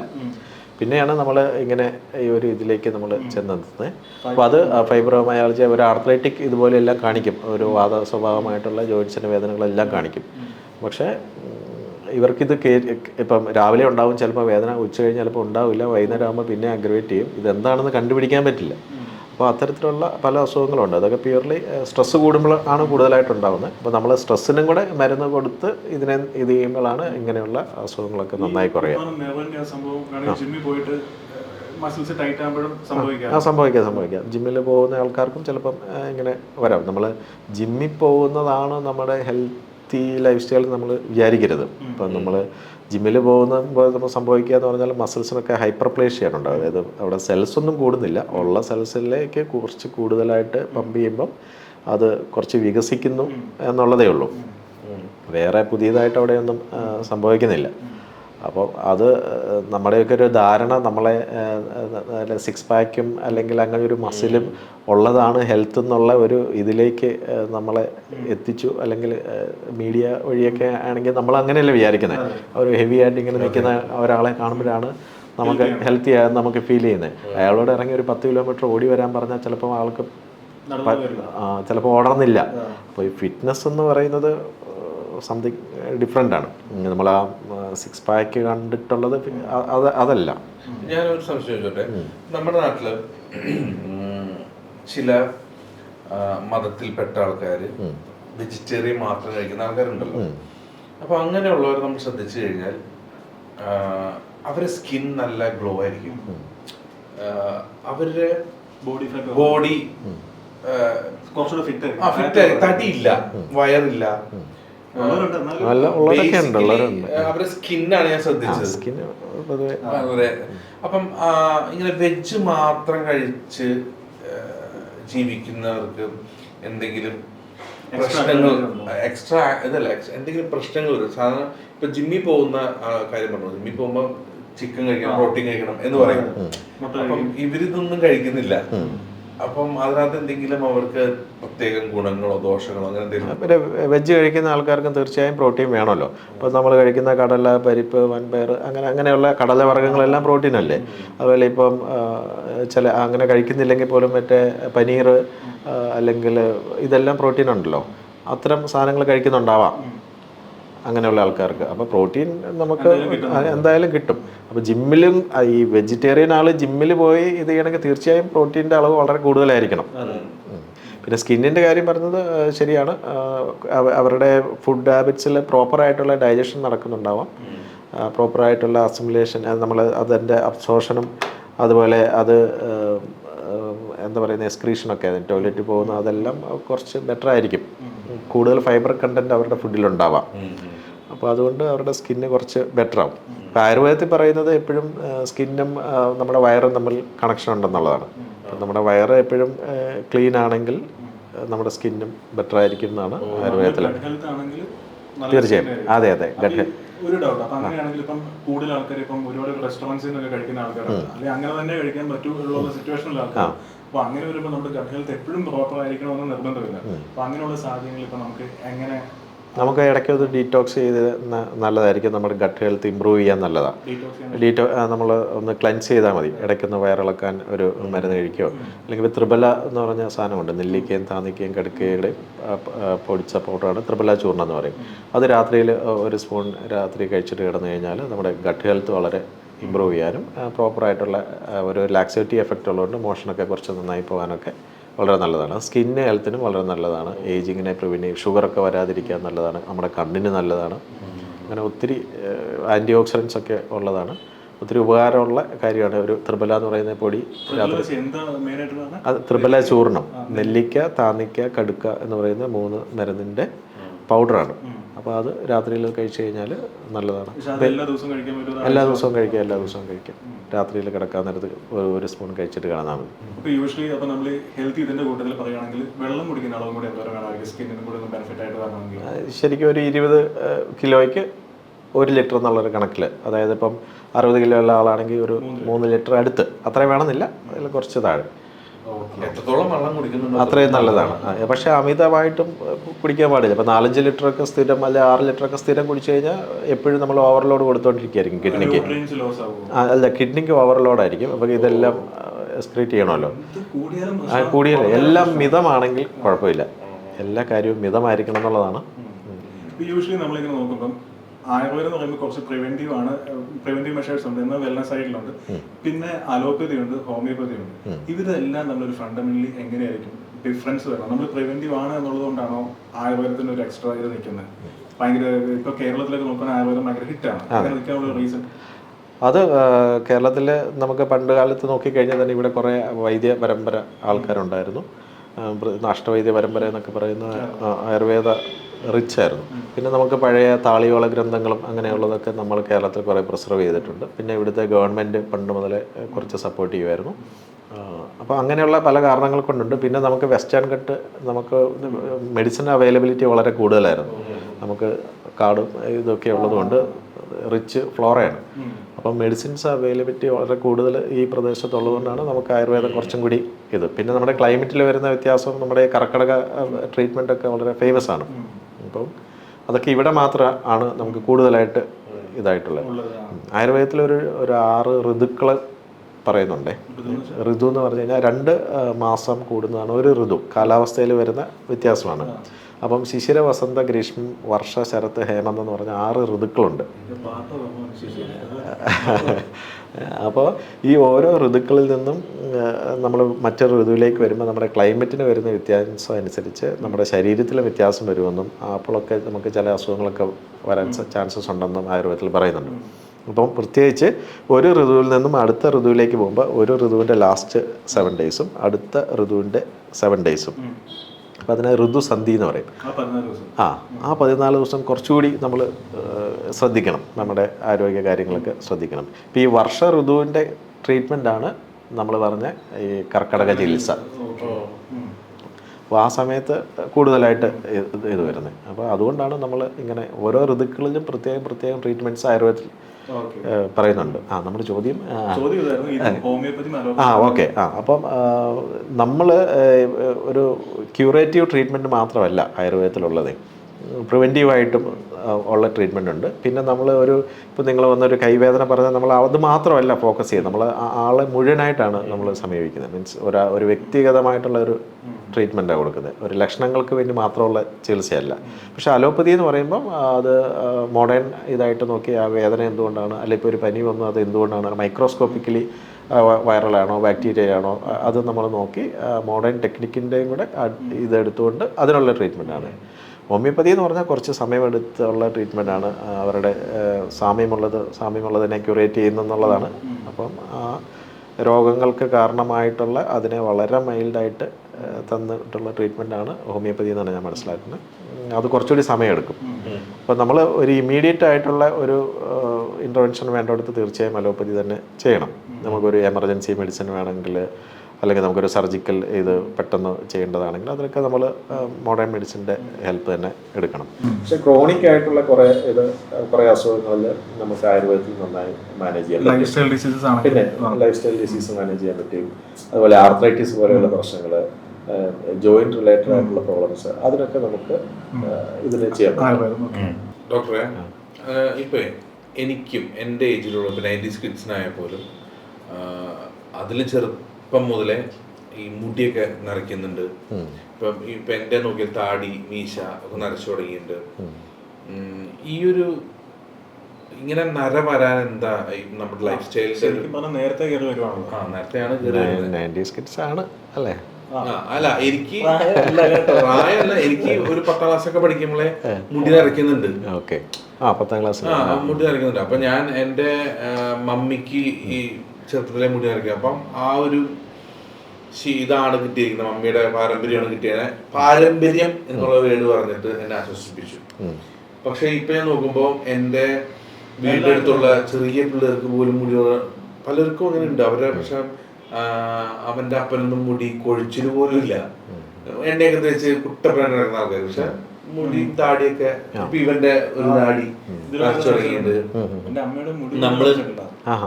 നമ്മൾ യൂസ് ചെയ്യുന്ന സോപ്പുകളുടെ ആണോ അതോ ഷാമ്പൂവിന്റെ ആണോ അതോ ഫുഡിന്റെ ആണോ? അല്ല, ഇതെല്ലാം ഒരു റീസൺ ആവാം. നമ്മൾ ആയുർവേദത്തിൽ പിത്തം ദുഷിക്കുമ്പോഴാണ് എന്ന് പറയും. അതായത് നമ്മുടെ വയറ് റിലേറ്റഡ് ആയിട്ടുള്ള പ്രശ്നങ്ങൾ, നമ്മൾ കൂടുതൽ സ്പൈസി സാൾട്ടി ആയിട്ടുള്ള ഫുഡ് കഴിച്ചാൽ, നമ്മൾ അജിനമോട്ടോ ഒക്കെയുള്ള സാധനങ്ങൾ അങ്ങനത്തെയുള്ള കൂടുതൽ പ്രശ്നങ്ങൾ കഴിച്ചു കഴിഞ്ഞാൽ പ്രശ്നമാണ്. നമ്മൾ പിത്തത്തിന് ദുഷിപ്പുണ്ടാകുക എന്ന് പറയും. അപ്പോൾ അത് പിന്നെ ചെന്ന് നമ്മൾ സ്കിന്നിനെ ദുഷിപ്പിക്കുകയെന്നും, അത് പ്രിമച്ചർ ഗ്രേയിങ് പോലെയുള്ള പ്രശ്നങ്ങൾ, ഈ നമ്മുടെ നര പോലെയുള്ള പ്രശ്നങ്ങൾ വരാനുള്ള ചാൻസ് ഉണ്ട്. അത് മാത്രമല്ല, നമ്മുടെ ഇത് പറയും ആയുർവേദത്തിൽ, നമ്മുടെ വട്ടത്തിലൊക്കെ മുടി പോകുന്ന ഇതുണ്ട്, ആലോപേഷ്യ പോലെയുള്ള ഇന്ദ്രലുപ്തം എന്നൊക്കെ പറയും. അത്തരമുള്ള ഇന്ദ്രലുപ്തം എന്നാണ് ആയുർവേദത്തിൽ പറയുക. അപ്പോൾ അത്തരമുള്ള അസുഖങ്ങൾ വരാനുള്ള ചാൻസസ് വളരെ കൂടുതലാണ്. അപ്പോൾ സ്പൈസി സാൾട്ടി ആയിട്ടുള്ള ഫുഡ് കഴിക്കാം, എക്സസീവായിട്ടുള്ള ടെൻഷൻ, സ്ട്രെസ്സ്, കൂടുതൽ തിങ്കിങ്, നമ്മൾ സ്ക്രീൻ ടൈമൊക്കെ കൂടുക, ഇതെല്ലാം നമ്മുടെ ബോഡി ഹീറ്റും, അതായത് പിത്തത്തിനെയും ബോഡി ഹീറ്റിനെയൊക്കെ കൂട്ടുന്ന കാര്യങ്ങളാണ്. അപ്പോൾ അത് ഇൻടേൺ ഇതുപോലെയുള്ള പ്രിമച്ചർ ഗ്രേയിങ്ങിലേക്ക് പോവാം. പിന്നെ നമ്മൾ നോക്കിക്കഴിയുമ്പോൾ വൈറ്റമിൻ ഡിയുടെ ഡെഫിഷ്യൻസി ഉണ്ടെങ്കിൽ അങ്ങനെ വരാം, തൈറോയിഡിൻ്റെ ഡിസ്ഫങ്ഷൻ ഉണ്ടെങ്കിൽ അങ്ങനെ വരാം, ബാക്കി മൾട്ടി വൈറ്റമിൻസിൻ്റെ ഡെഫിഷ്യൻസി ഉണ്ടെങ്കിൽ വരാം. അതൊക്കെ ഒരു ഫാക്ടറാണ്. പിന്നെ നമ്മുടെ ഉറക്കം അതിൻ്റെ ഒരു ഫാക്ടറാണ്. അപ്പോൾ ഇതിനൊരു സ്പെസിഫിക് ട്രീറ്റ്മെന്റ്, നമ്മളൊരു ബ്ലഡ് ടെസ്റ്റ് നടത്തി, ബ്ലഡ് ടെസ്റ്റ് നടത്തിയിട്ട് നമ്മുടെ വൈറ്റമിൻ ഡി അല്ലെങ്കിൽ പറഞ്ഞ തൈറോയിഡിന്റെ ഫംഗ്ഷൻ ഒക്കെ നമ്മൾ ടെസ്റ്റ് ചെയ്തു. ഇങ്ങനെയുള്ള സംഭവങ്ങളൊക്കെ ടെസ്റ്റ് ചെയ്തതിന് ശേഷം ആ റിസൾട്ട് വെച്ചിട്ട് നമുക്ക് ഇതിന് പറ്റുന്ന എന്തെങ്കിലും ട്രീറ്റ്മെന്റ് ഉണ്ട്? ഫോർ എക്സാമ്പിൾ, ഓൾറെഡി ഗ്രേ ആയത് അതിൽ പിന്നെ മാറില്ലായിരിക്കും, കൂടുതൽ ഇനി വരാണ്ടിരിക്കാൻ. തീർച്ചയായും നമുക്കതിനെ കറക്റ്റ് ചെയ്യാൻ പറ്റും. അപ്പം നമ്മൾ ഇത്തരം ടെസ്റ്റുകൾ നമുക്ക് സംശയമുള്ളതൊക്കെ നോക്കിയിട്ട് അതിനെയൊക്കെ റൂൾ ഔട്ട് ചെയ്തതിന് ശേഷം എന്താണ് എക്സാക്ട് കോസ് എന്നുള്ളത് നമുക്ക് മനസ്സിലാക്കാൻ പറ്റും. അതിനെ അഡ്രസ്സ് ചെയ്ത് കഴിഞ്ഞാൽ ഇനി ഫർദറായിട്ടുള്ള ഈ ഗ്രേയിങ് നമുക്ക് മാറ്റാൻ പറ്റും, ഒഴിവാക്കാൻ പറ്റും, തീർച്ചയായും പറ്റും. അല്ല, ഫുഡ് നമ്മൾ വയർ റിലേറ്റഡ് ആയിട്ടുള്ള പ്രശ്നങ്ങൾ കൊണ്ടും വരാം. അതൊരു ആക്ച്വലി ഒരു ഓട്ടോ ഇമ്മ്യൂൺ ഡിസീസാണ്. നമ്മൾക്ക് നമ്മുടെ ശരീരത്തിനെതിരായിട്ട് നമ്മുടെ ശരീരത്തിൽ തന്നെ ചില ഇത് ഉണ്ടാകുന്നതാണ്. അപ്പോൾ അതിന് ഓട്ടോ ഇമ്മ്യൂൺ ഡിസീസ് എന്ന് പറയും. അപ്പോൾ അതൊക്കെ ഒരു ഓട്ടോ ഇമ്മ്യൂൺ സ്പെക്ട്രത്തിൽ വരുന്ന അസുഖങ്ങളാണ്. അപ്പോൾ അതിനെയൊക്കെ കറക്റ്റ് ചെയ്യാൻ നമുക്ക് പറ്റും. സമയമെടുക്കുന്ന ട്രീറ്റ്മെൻറ്റ്സുകളാണ്, പക്ഷേ ആയുർവേദത്തിൽ ഒത്തിരി മരുന്നുകളുണ്ട് അതിന് വേണ്ടിയിട്ടുള്ള. അപ്പോൾ അത് കൊടുത്തു കഴിഞ്ഞാൽ അതൊക്കെ കറക്റ്റ് ആകാൻ പറ്റും. പൊതുവെ ഇവിടെ വരുന്ന പേഷ്യൻസ് ഇപ്പോൾ ഒരു ഏറ്റവും കൂടുതൽ എന്ത് അസുഖം മൂലമാണ് ഇവിടെ നമ്മൾ കൂടുതലായിട്ട് ചെയ്യുന്ന ഒരു ആർത്രൈറ്റിക് പ്രശ്നങ്ങൾ, വാദം റിലേറ്റഡ് ആയിട്ടുള്ള പ്രശ്നങ്ങൾ, ജോയിൻസിൻ്റെ ഇൻഫ്ലമേഷൻ, അല്ലെങ്കിൽ സ്പോർട്സ് ഇഞ്ചറികൾ, അപ്പം അല്ലെങ്കിൽ ഡിസ്ക് ബൾജുകൾ, അങ്ങനെയുള്ള ആണ് കൂടുതലായിട്ട് ചെയ്യുന്നത്. ഡിസ്ക് ബൾജസ് നമ്മൾക്ക് മിക്കവാറും സർജറി പറയുന്ന കേസുകളൊക്കെയാണ് നമ്മൾ കൂടുതലായിട്ടും ഇവിടെ ചെയ്യുന്നത്. പക്ഷേ നമ്മുടെ ഒരു ഇൻസിഡന്റ് അല്ലെങ്കിൽ ഒരു കേസ് ശരിയായത് ഭയങ്കര അത്ഭുതം എന്നൊക്കെ പറയില്ലേ, അങ്ങനെ എന്തെങ്കിലും കേസുകൾ ഓർമ്മയിലുണ്ട്? തീർച്ചയായും. ഇപ്പം നമുക്ക് 2-3 പേരൊക്കെ താങ്ങി എടുത്തുകൊണ്ട് വരുന്ന ആൾക്കാരുണ്ട്. അപ്പോൾ അവർ ആദ്യത്തെ 1-2 സിറ്റിംഗ് ഇത് നമ്മുടെ ട്രീറ്റ്മെൻറ്റ് തെറാപ്പിയൊക്കെ കഴിഞ്ഞ് പിന്നെ പതുക്കെ വാക്കിംഗ് സ്റ്റിക്ക് പോലെ ഇതിലേക്കായി. അത് കഴിഞ്ഞ് നമ്മുടെ ട്രീറ്റ്മെൻറ്റൊക്കെ കഴിഞ്ഞ് ഒരു റെസ്റ്റ് പീരീഡൊക്കെ കഴിയുമ്പം ഇതൊന്നുമില്ലാതെ കൂളായിട്ട് നടന്നു വന്നിരുന്ന് സംസാരിക്കുന്നത് കാണുമ്പോൾ നമുക്ക് ഭയങ്കര ഒരു സന്തോഷമാണ്. അതുപോലെ പേഷ്യൻസിനും അതുപോലെ തന്നെ വളരെ സന്തോഷമായിട്ടുള്ള. ഫോറിനർ അങ്ങനെ എന്തോ ഇവിടെ വന്ന് ട്രീറ്റ്മെന്റ് എടുത്തിട്ട് ഉണ്ടായിട്ടുണ്ട്. അയാളൊരു ഒമാനിൽ നിന്നുള്ള ഒരാളായിരുന്നു. അയാൾ ബെഡ്രിഡൻ ആയിരുന്നു, അതായത് ഇവിടെ വരുന്ന സ്ട്രക്ചർ കിടത്തിക്കൊണ്ടാണ് വരുന്നത്. അപ്പം അങ്ങനെ വന്ന ഒരാൾ ട്രീറ്റ്മെൻറ്റൊക്കെ എടുത്ത് അത് കഴിഞ്ഞ് ലാസ്റ്റ് പുള്ളി ഒരു 6-7 വർഷമായിട്ട് കിടക്കുമായിരുന്നു, ഫുൾ കിടപ്പ് രോഗിയായിരുന്നു. അത് പുള്ളി എഴുന്നേറ്റ് അത് കഴിഞ്ഞ് പിന്നെ നടന്നു. ഓഫ് കോഴ്സ് ഫിസിയോയുടെ ഇതും ഹെൽപ്പും ഉണ്ടായിരുന്നു. പക്ഷേ നമ്മുടെ തെറാപ്പി ഇതിന് ശേഷം നമ്മൾ ഫിസിയോതെറാപ്പി ചെയ്ത് കഴിഞ്ഞിട്ട് അയാളൊരു ആക്സിഡൻറ്റിൽ ആളിങ്ങനെ ബെഡ് റിട്ടൺ ആയതായിരുന്നു. കഴിഞ്ഞ് ഫാർ ബെറ്ററായി. പിന്നെ ആൾ നടക്കാൻ തുടങ്ങി. ഓക്കെയാണ്. അയാൾ തിരിച്ചു പോയി. പുള്ളിക്ക് നമ്മൾ 21 ദിവസം ആയുർവേദ ട്രീറ്റ്മെൻറ്റ് ചെയ്തു. അത് കഴിഞ്ഞിട്ട് നമ്മൾ ഫിസിയോ സെഷൻസ് കൊടുത്തു. അതും നിയർലി ഒരു 2-3 months ഉണ്ടായിരുന്നു. ഓക്കെ. പിന്നെ വേറൊരു ഡൗട്ട്, നേരത്തെ നമ്മുടെ ബോഡി കോൺസ്റ്റിറ്റ്യുവൻസിന്റെ ഇത് പറഞ്ഞു, ഞാൻ അതിന് ഇതുവരെ പോയിട്ടില്ല, അതിന്റെ ഇത് പറഞ്ഞു. അപ്പൊ അതിനെ ബേസ് ചെയ്തിട്ട് ഓരോ ആൾക്കാരുടെയും സ്കിന്നും ആൾക്കാരുടെ ഹെൽത്ത് കണ്ടീഷൻസും ഡിഫറെന്റ് ആയിരിക്കുമല്ലോ. അപ്പൊ ബേസിക്കലി ഇപ്പം ഇപ്പോൾ ഓരോ ഇതാണെങ്കിൽ, ഇപ്പോൾ ഓരോ കോൺസ്റ്റിറ്റ്യുവൻസി പെട്ട ആളാണെങ്കിൽ അയാൾ എങ്ങനെ ആയിരിക്കണം എന്നുള്ളതിൻ്റെ ഒരു ബേസിക് ഇത് പറയാൻ പറ്റും. അയാളുടെ സ്കിൻ എങ്ങനെയായിരിക്കും, അയാൾ എന്തായിരിക്കും കഴിക്കാൻ പറ്റുക, എങ്ങനെയായിരിക്കും ബേസിക്കലി നോക്കേണ്ടത്? നമ്മളിപ്പം വാദപ്രകൃതിക്കാരൻ എന്ന് പറയും. ഇപ്പോൾ വാദപ്രകൃതി ആയിട്ടുള്ള ആൾക്കാരാണെങ്കിൽ കുറച്ചുകൂടി ആളെ തിരിച്ചറിയാൻ പറ്റുന്ന പൊതുവെ ഏകദേശം എന്ന് പറഞ്ഞു കഴിഞ്ഞാൽ ഒരു തിന്നി ആളായിട്ടായിരിക്കും. കുറച്ച് മെലിഞ്ഞിട്ടുള്ള ആൾക്കാരൊക്കെ ഏകദേശം ഒരു വാദപ്രകൃതിയിൽ പെടുത്താം. പിത്തപ്രകൃതിക്കാരൻ്റെ ഒരു മൈൽഡായിട്ടുള്ള ഒരു ഇത്തിരി ഫാറ്റായിട്ടുള്ള ആളായിരിക്കും, ഒരു മീഡിയം ബിൽറ്റായിരിക്കും. കഫപ്രകൃതിക്കാരൻ കുറച്ചുകൂടി ബൾക്കി ആയിട്ടുള്ള ആളായിരിക്കും. ഈ വാദപ്രകൃതിക്കാരൻ്റെ സ്കിന്ന് കുറച്ച് ഡ്രൈ ആയിരിക്കും. ഇത്തിരി ഡ്രൈനെസ് പെട്ടെന്ന് നമ്മളിപ്പോൾ ഒരു വരയൊക്കെ ഇട്ട് കഴിഞ്ഞാൽ ഇങ്ങനെ രൂക്ഷത്തെന്ന് പറയും, അത്തരമുള്ള സ്കിന്നുള്ള ആൾക്കാരായിരിക്കും അങ്ങനെയുള്ള. അപ്പോൾ പിത്തപ്രകൃതിക്കാരനാണെങ്കിൽ കുറച്ച് ഓയിലി സ്കിന്നായിരിക്കും. അയാളുടെ ഇതിൽ ഒരു ഓയിലി സ്കിന്ന് ഉണ്ടാവാൻ ചാൻസ് ഉണ്ട്. കഫപ്രകൃതിക്കാരന് കുറച്ചും കൂടി ഇതായിട്ടുള്ള സ്കിന്നായിരിക്കും. അപ്പോൾ അത്തരം ഒരു ടൈപ്പ് ഓഫ് ഇതിലാണ് അപ്പോൾ നമ്മൾ ആൾക്കാരെ ഡിഫറൻഷ്യേറ്റ് ചെയ്യുന്നത്. ഇവർക്ക് വരുന്ന അസുഖങ്ങളും ഏകദേശം ഇതിനോട് റിലേറ്റഡ് ആയിട്ടുള്ള പ്രോബ്ലംസ് ആയിരിക്കാം. അപ്പോൾ നമ്മൾ ഇവരുടെ ശരീരപ്രകൃതിയും കൂടെ നോക്കിയിട്ടാണ് ഇവർക്ക് നമ്മൾ ട്രീറ്റ്മെൻറ്റ്സ് ഫിക്സ് ചെയ്തത്. അപ്പോൾ അത് കൊടുക്കുമ്പോൾ അവർ ഇങ്ങനെ ഓരോ ആൾക്കാരും ഡിഫറെൻ്റ് ആയിരിക്കും. അപ്പോൾ ഈ 3 ആൾക്കാരും കോമൺ ആയിട്ട് ഫോളോ ചെയ്യുന്നത് ആൾക്കാർ മെയിലോ ഫീമെയിൽ ആർക്കാണെങ്കിലും കോമൺ ആയിട്ട് ഫോളോ ചെയ്യാൻ പറ്റുന്ന ഒരു ഗ്ലോയി സ്കിൻ എന്നാണല്ലോ ഇപ്പോഴത്തെ ട്രെൻഡ്. അപ്പൊ അങ്ങനെ നാച്ചുറലി എല്ലാ ദിവസവും ചെയ്യാൻ പറ്റുന്ന വേറെ സൈഡ് എഫക്ട്സ് ഇല്ലാത്ത ആയുർവേദത്തിൽ പറയപ്പെടുന്ന എന്തെങ്കിലും ട്രീറ്റ്മെന്റ്സ് അല്ല, നമുക്ക് ഡെയിലി ചെയ്യാൻ പറ്റുന്ന ഫുഡ് ഉണ്ടാവും. ചിലപ്പം ഈ എന്നാ പറയുന്നത് ക്രീമുകൾ അങ്ങനത്തെ എന്തെങ്കിലും തന്നെ ചെയ്യുന്നുണ്ട്, അങ്ങനെ ചെയ്യാൻ പറ്റുന്ന നമ്മുടെ സ്കിൻ ഗ്ലോയ്ക്ക് വേണ്ടത് നമ്മൾ നേരത്തെ പറഞ്ഞ ദിനചര്യ ഉണ്ടല്ലോ, അത് പ്രോപ്പർ ആക്കുക എന്നുള്ളതാണ് ഒരു കാര്യം. അതായത് പ്രോപ്പർ സമയത്ത് എഴുന്നേൽക്കുക, പ്രോപ്പർ സമയത്ത് ഭക്ഷണം കഴിക്കുക, പ്രോപ്പറായിട്ട് വെള്ളം കുടിക്കുക. ഹൈഡ്രേഷൻ വളരെ ഇമ്പോർട്ടൻ്റ് ആണ്. വെള്ളം കൃത്യസമയത്ത് കറക്റ്റായിട്ട് സ്കിൻ ഹെൽത്തിൽ നമ്മൾ കുടിച്ചിരിക്കണം. അതുപോലെ നമ്മൾ പ്രോപ്പർ സമയത്ത് ഉറങ്ങുക, നമുക്കൊരു പീസ്ഫുള്ളായിട്ടുള്ള ഇത് കിട്ടിയിരിക്കണം, ഒരു സ്ട്രെസ്ഫുള്ളായിട്ടുള്ള കണ്ടീഷനൊക്കെ മാക്സിമം ഒഴിവാക്കുക. ഇത്തരം കാര്യങ്ങളൊക്കെ ഒന്ന് കറക്റ്റ് ചെയ്യുക. ഒന്ന് പിന്നെ ഈ 3 ടൈപ്പ് ഓഫ് ആൾക്കാർക്കും പറ്റുന്നത് നമുക്ക് ഈ അഭ്യംഗ സ്നാനം എന്ന് പറയും. നമ്മൾ എണ്ണ തേച്ചുള്ള കുളി, അത് നമുക്ക് ചെയ്താൽ വളരെ നന്നായിരിക്കും. അത് നമ്മളെ ബോഡിയിലെ ബാക്കി ഇൻഫ്ലമേഷൻ കുറയ്ക്കുന്നത് മാത്രമല്ല സ്കിന്നിന് ക്ലൻസ് ചെയ്യാൻ നല്ലതാണ്. അപ്പോൾ നമ്മൾ നാൽപ്പാമരാധികേരം, ലേലാധികേരം, ദിനേശവല്യാധികേരം എന്നൊക്കെ പറഞ്ഞ് ആയുർവേദ പ്രോഡക്ട്സുകളാണെങ്കിൽ അത്തരത്തിലുള്ള എണ്ണകൾ കിട്ടും. കോംപ്ലക്ഷനൊക്കെ കൂട്ടുന്ന പ്രോഡക്ട്സാണ്. ഇതൊന്നും അല്ലെങ്കിൽ നമുക്ക് സാധാരണ വെളിച്ചെണ്ണയാണെങ്കിൽ, ഞാൻ നേരത്തെ പറഞ്ഞിരുന്നു, വെളിച്ചെണ്ണയാണെങ്കിലും പുരട്ടി കുറച്ച് നേരം ഇരുന്നിട്ട് കുളിക്കുന്നത് നന്നായിരിക്കും. സ്കിന്നിൻ്റെ കോംപ്ലക്ഷൻ കൂട്ടാൻ വളരെ നല്ലതാണ്. ഒരു ഗ്ലോയി സ്കിന്ന് കിട്ടും, എലാസ്റ്റിസിറ്റി മെയിൻറ്റെയിൻ ചെയ്യും. ഇതിൻ്റെയൊക്കെ ഇമ്പോർട്ടൻസ് എന്ന് പറയുന്നത് നമ്മൾ ടുവാർഡ്സ് ഏജിങ്ങിലേക്ക് പോകുമ്പോഴാണ്. ഇത് ഇപ്പോഴൊക്കെ ചെയ്ത് കഴിഞ്ഞാൽ ഇതിനെ കുറച്ച് ബെറ്റർ ആയിട്ടിരിക്കും. നമ്മളൊരു 40s-ലും 50s-ലും ഒക്കെ ആയി കഴിയുമ്പോൾ ഇതിൻ്റെ എലാസ്റ്റിസിറ്റി ഒക്കെ കുറയും. അപ്പോഴാണ് നമ്മൾ ശരിക്കും ഏജ് ആയി എന്ന് മനസ്സിലാക്കാൻ തുടങ്ങുന്നത്. അപ്പം നമ്മളിത് ചെയ്തിട്ട് കാര്യമില്ല. നമ്മൾ നിങ്ങൾക്ക് ഈ സമയത്ത് ഇതങ്ങ് ഒരു ശീലമാക്കി കഴിഞ്ഞാൽ ഫാർ ബെറ്റർ ആയിരിക്കും. ഈവൻ തലയിൽ തേക്കുന്ന എണ്ണ പോലും അങ്ങനെയുള്ള എണ്ണകളൊക്കെ പലതുമുണ്ട്. അതുവരെ കുറേയൊക്കെ മാസ്ക് ചെയ്യും. നമ്മുടെ ഈ എന്താ പറയുക, കുറച്ച് മുമ്പേ പറഞ്ഞ പ്രിമേച്ചർ ഗ്രേയിങ് ഉണ്ടല്ലോ, അതിനെയൊക്കെ മാസ്ക് ചെയ്യാൻ വളരെ ഹെൽപ്ഫുള്ളാണ് ഈ എണ്ണയൊക്കെ തേക്കുന്നത്. നമ്മൾ റോഡിലേക്ക് ഇറങ്ങുമ്പോൾ എല്ലായിടത്തും മസാജ് സ്പാ, ആയുർവേദിക് സ്പാ ഇങ്ങനെ കാണുന്നുണ്ട്. പഞ്ചകർമ്മ ട്രീറ്റ്മെന്റ് ഇങ്ങനെ സംഭവം. ഇപ്പം നമ്മുടെ ആയുർവേദിക് ട്രീറ്റ്മെന്റ് സെന്ററിലും സ്പാ, ആയുർവേദിക് സ്പാ ഉണ്ട്, പഞ്ചകർമ്മ ചികിത്സ ഉണ്ട്.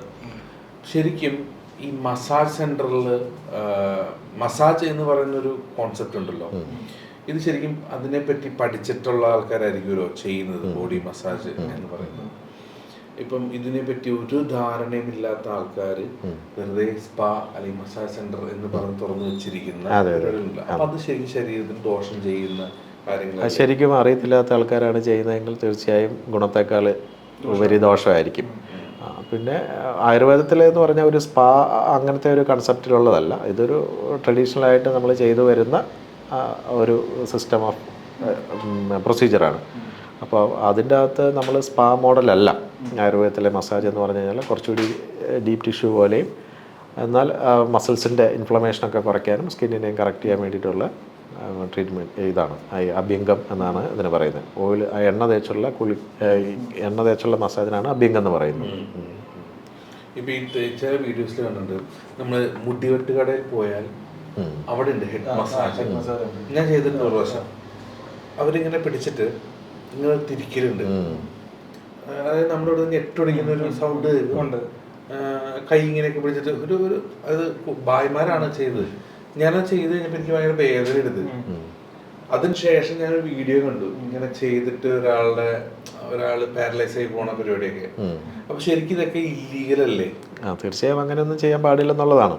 അത് അപ്പോഴത്തെ ഒരു താൽക്കാലികമായ സുഖം കിട്ടാൻ വേണ്ടി കാണിക്കുന്ന ഒരു ഗിമിക്സുകളാണ് അതൊക്കെ. അപ്പൊ അതിലൊരു ഹോസ്പിറ്റലിൽ പാരലൈസ് ആവുന്ന പോലെ എന്തെങ്കിലും വന്നു കഴിഞ്ഞാൽ ശരിക്കും അതൊരു ഒരു കേസ് കൊടുക്കാൻ പറ്റുന്ന കാര്യങ്ങളൊക്കെ. പിന്നെ തീർച്ചയായും അങ്ങനെ സംഭവിച്ച അപ്പൊ അത് ലീഗൽ അല്ലല്ലോ അങ്ങനെ ഒരു ട്രീറ്റ്മെന്റ് ചെയ്യുന്നതും. അപ്പൊ പിന്നെ എന്താ നമ്മുടെ ഗവൺമെന്റ് അത് റിലാക്സേഷന്റെ ഭാഗമായിട്ട് അവരെ കൂടെ കോംപ്ലിമെന്ററി ആയിട്ട് കൊടുക്കുന്നത് കോംപ്ലിമെന്ററി ആയിട്ട് എനിക്ക് കിട്ടിയ ഞാനൊന്നും പറഞ്ഞില്ല. എന്റെ മുടി വെട്ടി പുള്ളി മസാജ് ഒക്കെ ചെയ്ത് ഇവിടെ കുടിച്ച്. അപ്പം ഇതൊന്നും പറയാൻ നമ്മൾ ചെയ്തതിന് ശേഷം ഞാൻ ആലോചിച്ചേ, നമുക്കിത് ഇഷ്ടംപോലെ ഞരമ്പോട് പോകുന്നൊരു ഒന്നും അറിയാത്തൊരാൾ വന്നിങ്ങനെ ചെയ്യുമ്പോ എന്തെങ്കിലും സംഭവിച്ചു എന്റെ ഫാമിലിക്കല്ലേ പോകുള്ളൂ. പണ്ട് ഞാൻ ഒരു 10 വർഷം മുമ്പ് മറിമായം എന്ന് പറഞ്ഞ സീരിയൽ ചെയ്തുകൊണ്ടിരുന്നപ്പോൾ എനിക്ക് ആദ്യത്തെ റെമ്യൂണറേഷൻ കിട്ടിയിട്ട് ഞാൻ ഫേഷ്യൽ ചെയ്യാൻ പോയി. ഞാനൊരു അന്നത്തെ നമ്മുടെ തോട്ടെന്ന് പറഞ്ഞാൽ എനിക്ക് മുഖക്കുരു ഉണ്ട്. അപ്പം ക്യാമറയിലൊക്കെ മുഖക്കുരു വരുമ്പോൾ ബോറാവും, എനിക്ക് അഭിനയിക്കാൻ ചാൻസ് കിട്ടില്ല. അപ്പം അതുകൊണ്ട് എനിക്ക് കിട്ടിയ 500 രൂപയാണ്. 500 രൂപയ്ക്ക് ഞാനും എൻ്റെ ഒരു ഫ്രണ്ടും കൂടി ഒരു ബ്യൂട്ടി പാർലറിൽ പോയി ഫേഷ്യൽ ചെയ്താൽ മുഖക്കുരു പോകും. എൻ്റെ അന്നത്തെ ചിന്തയാണ്. ചെന്നു ഫേഷ്യൽ ചെയ്തു. ഞാനൊരു 3 മണിയൊക്കെ ഫേഷ്യൽ ചെയ്താൽ കയറി 4 മണിയൊക്കെ കഴിഞ്ഞ് ഇറങ്ങി. കഴിഞ്ഞപ്പോൾ മുതൽ ഇങ്ങനെ ഒരു പുകച്ചിലുണ്ട് നമുക്ക്. അപ്പം ഞാൻ കഴിഞ്ഞപ്പോൾ തന്നെ ഇങ്ങനെ ചോദിച്ച് അവരോട് പറഞ്ഞു, അത് ഒരു ലേഡിയാണ് ചെയ്തത്, അത് ഉള്ളിലുള്ള അഴുക്ക് മുഴുവൻ പുറത്തു വന്നതാണ്, അത് കുറച്ച് നേരത്തേക്ക് ഉണ്ടാവും. ഞങ്ങൾ ബൈക്കിനാണ് പോയത്. 2 ദിവസം വെയിൽ കൊള്ളായിരുന്നു പറഞ്ഞായിരുന്നു. അപ്പൊ 4 മണിക്ക് ശേഷം പ്രശ്നമില്ലല്ലോ, തൊപ്പിയൊക്കെ വെച്ച് ഞങ്ങൾ ബൈക്കിൽ ഇറങ്ങി. എനിക്ക് ഇതിങ്ങനെ കൂടി വന്നോണ്ടിരിക്കുക പുകച്ചില്. അപ്പൊ ഞാൻ പോകുന്ന വഴിക്ക് തണുത്ത വെള്ളം വാങ്ങിച്ചിട്ട് മുങ്ങ എഴുതുന്നു. അപ്പൊ സുഖമുണ്ട്. വീട്ടിൽ ചെന്ന് പറയാൻ പറ്റില്ല ഫേഷ്യൽ ചെയ്തു എന്ന് പറയാൻ പറ്റില്ല. അപ്പൊ മുഖം ചുമന്നുണ്ട്. രാത്രി ഈ പുകച്ചിലും കൂടി ചുമന്ന് ഒരുമാതിരി അവസ്ഥയായി. വീട്ടില് ഒന്നും പറയാൻ പറ്റാത്ത അവസ്ഥ. അന്നത്തെ രാത്രി മുഖം നീര് വെച്ചു. പിറ്റേ ദിവസം രാവിലെ ഞാൻ എഴുന്നേൽക്കുമ്പോൾ കാണുന്നത് വെച്ചാൽ ഇങ്ങനെ നീര് വെച്ച് വീർത്തിരിക്കുക. ഡോക്ടറെ കാണിക്കാൻ കൊണ്ടുപോയി പൊള്ളലേറ്റേക്കാം, അതായത് ബ്ലീച്ച് കൂടിപ്പോയി പൊള്ളലേറ്റേക്കാം. എൻ്റെ ആധാർ കാർഡിൽ ഇപ്പോഴും ആ ഫോട്ടോ ആണ്. കാരണം ആ സമയത്ത് ആധാറിന്റെ ഫോട്ടോ എടുക്കലായിരുന്നു. ഒന്നും ചെയ്യാൻ പറ്റില്ല. അതായത് നീര് മാറി, മറ്റേ ഇംഗ്ലീഷ് മരുന്ന് നീര് മാറി. പക്ഷെ ഈ കണ്ണിന് ചുറ്റും നോർമൽ കളർ, ബാക്കിയെല്ലാം കറുത്തു പോയി. പൊള്ളിയൊക്കെ അല്ലേ. അങ്ങനെ ഒരു ആയുർവേദം ഒരു ഓയില് ഒരാളുടെ അടുത്ത് പോയി വാങ്ങിച്ചിട്ട് ആ ഓയില് കൈ തൊടാതെ തൂവലുകൊണ്ട് തേക്കണം എന്ന് പറഞ്ഞു. അങ്ങനെ തേച്ചിട്ടാണ് ഇത് ഈ കളർ മാറിയത്. എൻ്റെ തൊലി പൊളിഞ്ഞുപോയി. പക്ഷേ ഏകദേശം 2 മാസത്തോളം ഞാൻ ഈ മുഖം വെച്ച് നടന്നു. ആ സമയത്തായിരുന്നു ആധാറിന്റെ ഫോട്ടോ എടുക്കല്. ആധാറിൽ ആ ഫോട്ടോ ആണ് ഇപ്പോഴും. അപ്പം ഇങ്ങനെ അറിയാൻ ഇതിനെപ്പറ്റി ഞാൻ ഇതിന് ശേഷം ഈ ബ്യൂട്ടി പാർലറിൽ പോയി പറഞ്ഞു. അപ്പൊ അവർ 500 എടുത്തു തന്നു. ലാഭമായി പോയല്ലോ. അവർ 500 എടുത്തു തന്നു. ഞങ്ങൾക്ക് 500 തെറ്റില്ലേ, നമുക്കതിനെ അറിയില്ല. അന്ന് പോലും ഇത്രയും വർഷങ്ങൾക്ക് മുമ്പ് പോലും ഇതൊന്നും ബേസിക് അറിയാത്ത ആൾക്കാരാണ് ഇതിലൊക്കെ ഉണ്ടായത്. അപ്പൊ ഇങ്ങനെയുള്ള നഷ്ടങ്ങൾ വരുമ്പോ ശരിക്കും ഇതൊക്കെ നമുക്ക് ലീഗലി മുന്നോട്ട് പോകാനുള്ള ഓപ്ഷൻസ് ഉണ്ടാവും. തീർച്ചയായും അങ്ങനെ ചെയ്യാൻ പാടുണ്ടോ? ശരിക്കും നമ്മൾ ലീഗലി മുമ്പോട്ട് പോകണം. അല്ല, നമ്മൾ എപ്പോഴും ഒരു ആയുർവേദ സെന്ററിൽ പോവുകയോ അല്ലെങ്കിൽ ഇങ്ങനെയുള്ള സ്ഥലങ്ങളിൽ പോകുമ്പോൾ നമ്മൾ അവിടെയുള്ള ആൾക്കാരുടെ കയ്യിൽ നിന്നുള്ള ഫീഡ്ബാക്ക് എടുക്കുക. നമ്മൾ ആരെങ്കിലും റെഫർ ചെയ്താൽ പോകുന്നെങ്കിൽ അത് നോക്കുക. അല്ലെങ്കിൽ പ്രോപ്പറായിട്ടുള്ള ലൈസൻസ് കാര്യങ്ങളുള്ള സ്ഥലമാണോ എന്ന് നോക്കുക. അല്ലെങ്കിൽ അവിടെ ഒരു ഡോക്ടറുണ്ടോ, അല്ലെങ്കിൽ ഡോക്ടറിൻ്റെ സേവനം അവിടെ ഉണ്ടോ എന്നുള്ളത് കറക്റ്റായിട്ട് മനസ്സിലാക്കുക. അങ്ങനെയുള്ള കുറച്ച് ചെറിയ ഹോംവർക്ക് ചെയ്തിട്ട് വേണം നമ്മൾ എവിടെയാണേലും പോകാം. ഈ റീസെന്റ് മറ്റേ ഹെയർ ട്രാൻസ്പ്ലാന്റ് ചെയ്ത കേസുകൾ ഒരുപാട് വന്നല്ലോ. ഒരുപാട് സ്കിൻ ഹെയർ ട്രീറ്റ്മെന്റുകളുടെ ക്ലിനിക്കുകൾ കൂണ് മുളയ്ക്കുന്ന പോലെ മുളയ്ക്കുന്നത്. അതിൽ ഏതൊക്കെയാ ഫേക്ക് ഏതൊക്കെയാ നല്ലത് നമുക്കറിയില്ല.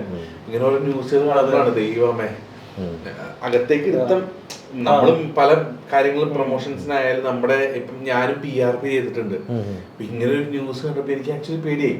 ഞാൻ ഡോക്ടറെ വിളിച്ച് പേടിച്ചിട്ടാ ഇങ്ങനെ. അപ്പൊ എന്നോട് ഡോക്ടർ അങ്ങനെ എന്തെങ്കിലും പ്രശ്നമില്ലോ ആ ദിവസങ്ങളിൽ തന്നെ ഇതൊക്കെ മനസ്സിലാക്കേണ്ടതാണ്.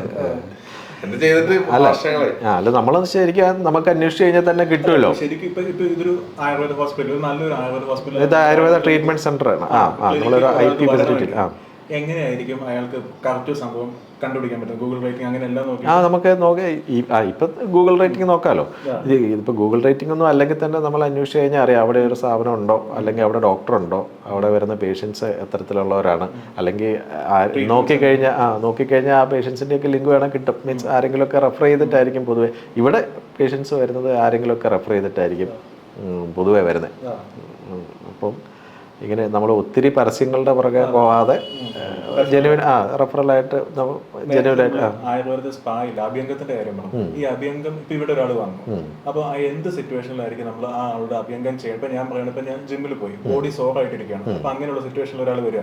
അപ്പൊ അങ്ങനെ വരുമ്പോൾ എങ്ങനെയായിരിക്കും അതിന്റെ പ്രൊസീജിയർ? ഒരാൾക്ക് അഭ്യംഗം കൊടുക്കണം, എത്ര ദിവസം ചെയ്യണമായിരിക്കും? നമ്മൾ അവരെ കൺസൾട്ട് ചെയ്യും. അവരുടെ അസുഖത്തിന്റെ ഇന്റൻസിറ്റി നോക്കും. അല്ലെ, ഇപ്പം ഇങ്ങനെ മസിൽസ് സോർനെസ് ഉണ്ടെങ്കിൽ അത് ഇന്റൻസിറ്റി നോക്കിയിട്ട് അതിന് പറ്റുന്ന ഓയിൽസ് വെച്ചിട്ട് ഉള്ള അഭ്യംഗമാണ് നമ്മൾ അഡ്വൈസ് ചെയ്യുന്നത്. അപ്പോൾ അത് അവരുടെ സിറ്റുവേഷനും അതിൻ്റെ ഞാൻ പറഞ്ഞല്ലോ ഇൻറ്റൻസിറ്റി അനുസരിച്ചിട്ടായിരിക്കും എത്ര ദിവസം വേണമെന്നൊക്കെ ഉള്ളത്. നമ്മൾ ആ സമയത്ത് ചിലപ്പോൾ നമ്മൾ ഒരു ദിവസമായിരിക്കും അഭ്യംഗം പറയുന്നത്, ബാക്കി ദിവസം ചിലപ്പോൾ നമ്മൾ വല്ല കിഴികളൊക്കെ ആയിരിക്കും ചെയ്യുന്നത്. പലതരത്തിലുള്ള കിഴികളൊക്കെ ഉണ്ട്. അപ്പോൾ അത് ഇൻഫ്ലമേഷൻ കുറയ്ക്കും. ഇപ്പോൾ നമ്മളെ പൊടിക്കിഴി, ഇലക്കിഴി, ഞവരക്കിഴി അങ്ങനെയൊക്കെ പറയുന്ന ഇത്, അല്ല പിഴിച്ചിൽ, ഓയിൽ ഒഴിക്കുന്ന ട്രീറ്റ്മെൻറ്റാണ് പിഴിച്ചിൽ എന്ന് പറയും. അപ്പോൾ അങ്ങനെയുള്ള ട്രീറ്റ്മെൻറ്റ്സാണ് നമ്മൾ ചെയ്യുന്നത്. ചിലപ്പോൾ അഭ്യംഗം മാത്രമാണെന്നില്ല. ഇപ്പോൾ ഇങ്ങനെയുള്ള അസുഖങ്ങളൊക്കെ ആയിട്ട് വരുമ്പോൾ അഭ്യംഗം എന്ന് പറയുമ്പോൾ ജനറൽ ഇതായിട്ടുള്ള ചെയ്യുന്ന ഒരു ട്രീറ്റ്മെൻറ്റ് പ്രൊസീജിയറാണ്. അതെ തന്നെ ഞവര ഉപയോഗിച്ച് പാലും കുറുന്തോട്ടി കഷായത്തിലൊക്കെ മുക്കിയിട്ട് ചെയ്യുന്ന ഇതാണ്. അത് മസിൽസിനെ നറീഷ് ചെയ്യാൻ വേണ്ടിയാണ്, സ്ട്രെങ്തൻ ചെയ്യാൻ വേണ്ടി യൂസ് ചെയ്യുന്ന ഒരു ട്രഡീഷണൽ ആയുർവേദ പ്രൊസീജിയറാണ് ഞവരക്കിഴി. അതുപോലെ എൻ്റെ ഒരു സംശയമാണ്, നമ്മൾ ഈ പുഴുങ്ങുന്നൊരു നമ്മളൊരു സിനിമയില് കണ്ടു, പട്ടാളത്തിലാണോ ഇന്നസെന്റ്, അങ്ങനെയാണ് ഇത് ആൾക്കാർക്ക് മനസ്സിലാവുന്നത്. അപ്പൊ അത് ഞാൻ നമ്മുടെ ഹോസ്പിറ്റലിൽ കണ്ടിട്ടുണ്ട്. ഇങ്ങനെ ചെയ്തു കഴിഞ്ഞാൽ നമ്മുടെ ബോഡി വെയിറ്റ് കുറയും. ഇൻഫ്ലമേഷൻ കൊണ്ടുള്ള ബോഡി വെയ്റ്റ്സ് കുറയും. കണ്ടിന്യൂസ് ആയിട്ട് ചെയ്ത് കഴിഞ്ഞാൽ ബോഡി വെയിറ്റ് കുറയാൻ ഹെൽപ്പ് ചെയ്യും, ഡെഫിനറ്റ്ലി ഹെൽപ്പ് ചെയ്യും. അപ്പൊ എന്ത് സാഹചര്യത്തില് നമ്മൾ ചെയ്യാം? നമ്മൾ ഈ അഭ്യംഗം നേരത്തെ പറഞ്ഞിരുന്നല്ലോ, അപ്പോൾ ഈ അഭ്യംഗം കഴിഞ്ഞിട്ട് നമ്മൾ സ്റ്റീമും കൂടെ കൊടുക്കാറുണ്ട്. അപ്പോൾ അത് സ്വെറ്റ് ഗ്ലാൻസിനെ കുറച്ചുകൂടി ഇത് ചെയ്യും. നമ്മുടെ ഈ പോർസൊക്കെ ഓപ്പൺ ആക്കാൻ നമ്മളിത് കഴിയുമ്പോൾ കുറച്ചുകൂടി സ്വെറ്റ് ചെയ്ത് സ്കിന്ന് നിന്നാണ് വളരെ നല്ലത്. ക്ലെൻസിങ് ആണ്, ഒരു ഡീറ്റോക്സ് പ്രൊസീജിയറാണ് ഇവിടെ നടക്കുന്നത്. അപ്പൊ അതിനു മുമ്പാണ് അതെ നമുക്ക് ഓയിൽ അതെ അതിനുശേഷമാണ് നമ്മൾ ഈ സ്റ്റീം കൊടുക്കുന്നത്. ഞാൻ ഈ മറ്റേ ഫിൻലൻഡിലുള്ള ആൾക്കാരില്ല, അവിടെ മറ്റേ ഫുൾ റൂം സോനകത്ത് അവർ അവർക്ക് ഈ മറ്റേ ഒരു സമയത്ത് തണുപ്പ് മാത്രം മാത്രമായിരിക്കും, ബോഡി കറക്റ്റ് ആക്കണമല്ലോ. അപ്പൊ അങ്ങനെ സംഭവങ്ങൾ അപ്പൊ ഫേഷ്യൽ സ്കിൻ ഉൾപ്പെടെയാണല്ലോ. അതെ നമ്മുടെ തെർമൽ ഇതെല്ലാം നമ്മുടെ തെർമോഡൈനാമിക്സ് ഇല്ലേ, നമ്മുടെ തെർമൽ റെഗുലേഷനൊക്കെ ഹെൽപ്പ് ചെയ്യാൻ നല്ലതാണ്. മീൻസ് അവർ ചെയ്യുന്നത് അതിൻ്റെ ആയിരിക്കും. പിന്നെ പൊതുവേ ഉള്ള ഒരു തോട്ടാണ് പുറത്തുള്ളത് ആൾക്കാരുടെ, അതായത് ആയുർവേദം എന്ന് പറയുന്നത് ഭയങ്കര സ്ലോ ആണ് ആൻഡ് റിസൾട്ട് ഭയങ്കര സ്ലോ ആണ്. ഇപ്പം നമ്മുടെ വീട്ടിലായാൽ പോലും എന്തെങ്കിലും കാര്യത്തിന് നമുക്ക് ആയുർവേദം ഇല്ലാതെ ഭയങ്കര സ്ലോ ആണ്. അത് ആൾക്കാരുടെ മെന്റാലിറ്റി ആയിരിക്കാം പെട്ടെന്ന് ഒരു റിസൾട്ട് കിട്ടണം എന്നുള്ളത്. അത് ഒരു പരിധി വരെ ശരിയാണ്. പല അസുഖങ്ങൾക്കും പെട്ടെന്ന് ആയുർവേദം ഇന്ന് മരുന്ന് കഴിച്ചാൽ നാളെ കിട്ടുന്ന അങ്ങനെ ഒരു ഇതല്ല. പക്ഷെ അപ്പോൾ നമ്മൾ കഴിക്കുന്ന അസുഖങ്ങളുടെ ഇതനുസരിച്ചിട്ടാണ്. ഇപ്പോൾ നമ്മളൊരു ആർത്രൈറ്റിക് ഇതിന് ഈവൻ അലോപ്പതി മെഡിസിൻ കഴിച്ചാൽ പോലും അതിൻ്റെ സ്ലോ ടൈം എടുക്കും. അപ്പോൾ ആയുർവേദത്തിലും അതുപോലെ തന്നെ സ്ലോ ആണ്. ഇപ്പോൾ ഇമ്മീഡിയറ്റ് ആയിട്ട് നേരത്തെ ഞാൻ പറഞ്ഞല്ലോ, ഇമ്മീഡിയറ്റ് ആയിട്ട് അഡ്രസ്സ് ചെയ്യേണ്ട കാര്യങ്ങളിൽ നമുക്ക് ചിലപ്പോൾ മോഡേൺ മെഡിസിൻസ് തന്നെ വേണ്ടി വന്നിരും. പ്രത്യേകിച്ച് മറ്റേ സർജറി പോലെയോ അല്ലെങ്കിൽ എമർജൻസി മെഡിസിനൊക്കെ ആണെങ്കിൽ അലോപ്പതി തന്നെ വേണ്ടി വരും. അതുപോലെ ഇപ്പം നമ്മൾ ഈ സംസാരം സ്റ്റാർട്ട് ചെയ്തപ്പോൾ നമ്മുടെ ഭക്ഷണ രീതിയെ പറ്റിയൊക്കെ സംസാരിച്ചിരുന്നു. ഇപ്പം ഡോക്ടർക്ക് ഒരു ഐഡിയൽ ബ്രേക്ക്ഫാസ്റ്റ്, ലഞ്ച്, ഡിന്നർ എന്ത് കൈൻഡ് ഓഫ് ഫുഡ്സ് കഴിച്ചാൽ നല്ലതായിരിക്കും എന്നും സജസ്റ്റ് ചെയ്യാറുണ്ടോ? നമ്മുടെ ഡൈജസ്റ്റീവ് ഫയർ നല്ലതാണെങ്കിൽ നമുക്ക് എന്തും കഴിക്കാം, പ്രൊവൈഡഡ് ഞാൻ ആദ്യം പറഞ്ഞ പോലെ വയറ് നിറച്ച് കഴിക്കാതിരിക്കുക, ഫുള്ളാക്കി കഴിക്കാതിരിക്കുക, അതിന് താഴെ വെച്ച് നിർത്തുക. അത് കഴിഞ്ഞ് കുറച്ച് വെള്ളത്തിനുള്ള സ്പേസും എയറിനുള്ള സ്പേസും ഒക്കെ കൊടുത്തു കഴിഞ്ഞാൽ നമുക്ക് എന്ത് ഫുഡും ഡൈജസ്റ്റ് ആക്കാൻ പറ്റും. നമുക്ക് ഇപ്പം നമ്മളൊരു ഫുഡ് എടുക്കുമ്പോൾ തന്നെ നമുക്ക് തോന്നുമല്ലോ, നമ്മുടെ മനസ്സിന് തന്നെ തോന്നും ഇത് ദഹിക്കുമോ എന്നുള്ളത്. അപ്പോൾ ഹെവി ആയിട്ടുള്ള ഫുഡുകൾ എപ്പോഴും കുറയ്ക്കുക. ഇനി കഴിക്കുന്നുണ്ടെങ്കിൽ തന്നെ അത് കുറച്ച് നേരത്തെ രാത്രിയിലൊക്കെ പോയി ഹെവി ഫുഡ് കഴിക്കാതെ ഉച്ചയ്ക്കൊക്കെ ആണെങ്കിൽ നമുക്കത് കുറച്ചും കൂടെ ഡൈജസ്റ്റ് ചെയ്യാനും കുറച്ചുകൂടി ടൈം കിട്ടും. അപ്പോൾ രാവിലെ കുറച്ച് ഹെവി ഫുഡ് കഴിക്കാം, ഉച്ചയ്ക്ക് അതിനേക്കാൾ കുറച്ച് കുറഞ്ഞ് രാത്രിയാകുമ്പോൾ വളരെ ലൈറ്റ് ഫുഡ് കഴിക്കുക. അങ്ങനെ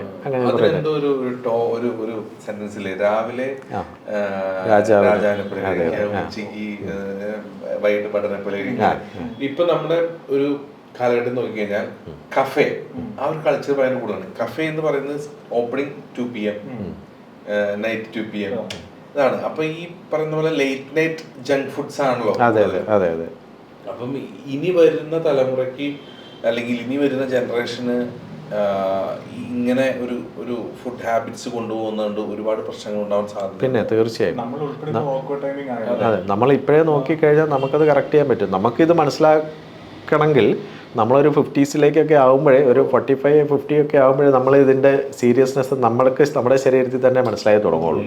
അപ്പോൾ നമുക്ക് അപ്പോഴാണ് നമ്മുടെ ഈ ബയോളജിക്കൽ ക്ലോക്കിൻ്റെയൊക്കെ ആ ഒരു ഇമ്പോർട്ടൻസ് മനസ്സിലാവുള്ളൂ. ഈ ഒരു പ്രായത്തിൽ നമുക്കൊന്നും തോന്നില്ല, കുറച്ച് കഴിയുമ്പോഴാണ് ഇതിൻ്റെ ഇത് മനസ്സിലാക്കാൻ പോകുന്നത്. ഒന്നും പറ്റാറില്ല. അപ്പോൾ അതിൻ്റേതായിട്ടുള്ള പ്രശ്നങ്ങളുണ്ട്. അപ്പം നമ്മളൊരു സിസ്റ്റമാറ്റിക് ഒരു ലൈഫ് ഇപ്പം തന്നെ ആക്കി കഴിഞ്ഞാൽ വളരെ നന്നായിരിക്കും. അല്ല, ഇത് പ്രാക്ടിക്കലി ഇത്തിരി പാടാണ്. ഞാൻ ഉൾപ്പെടെ ഇത്തിരി പാടാണ്.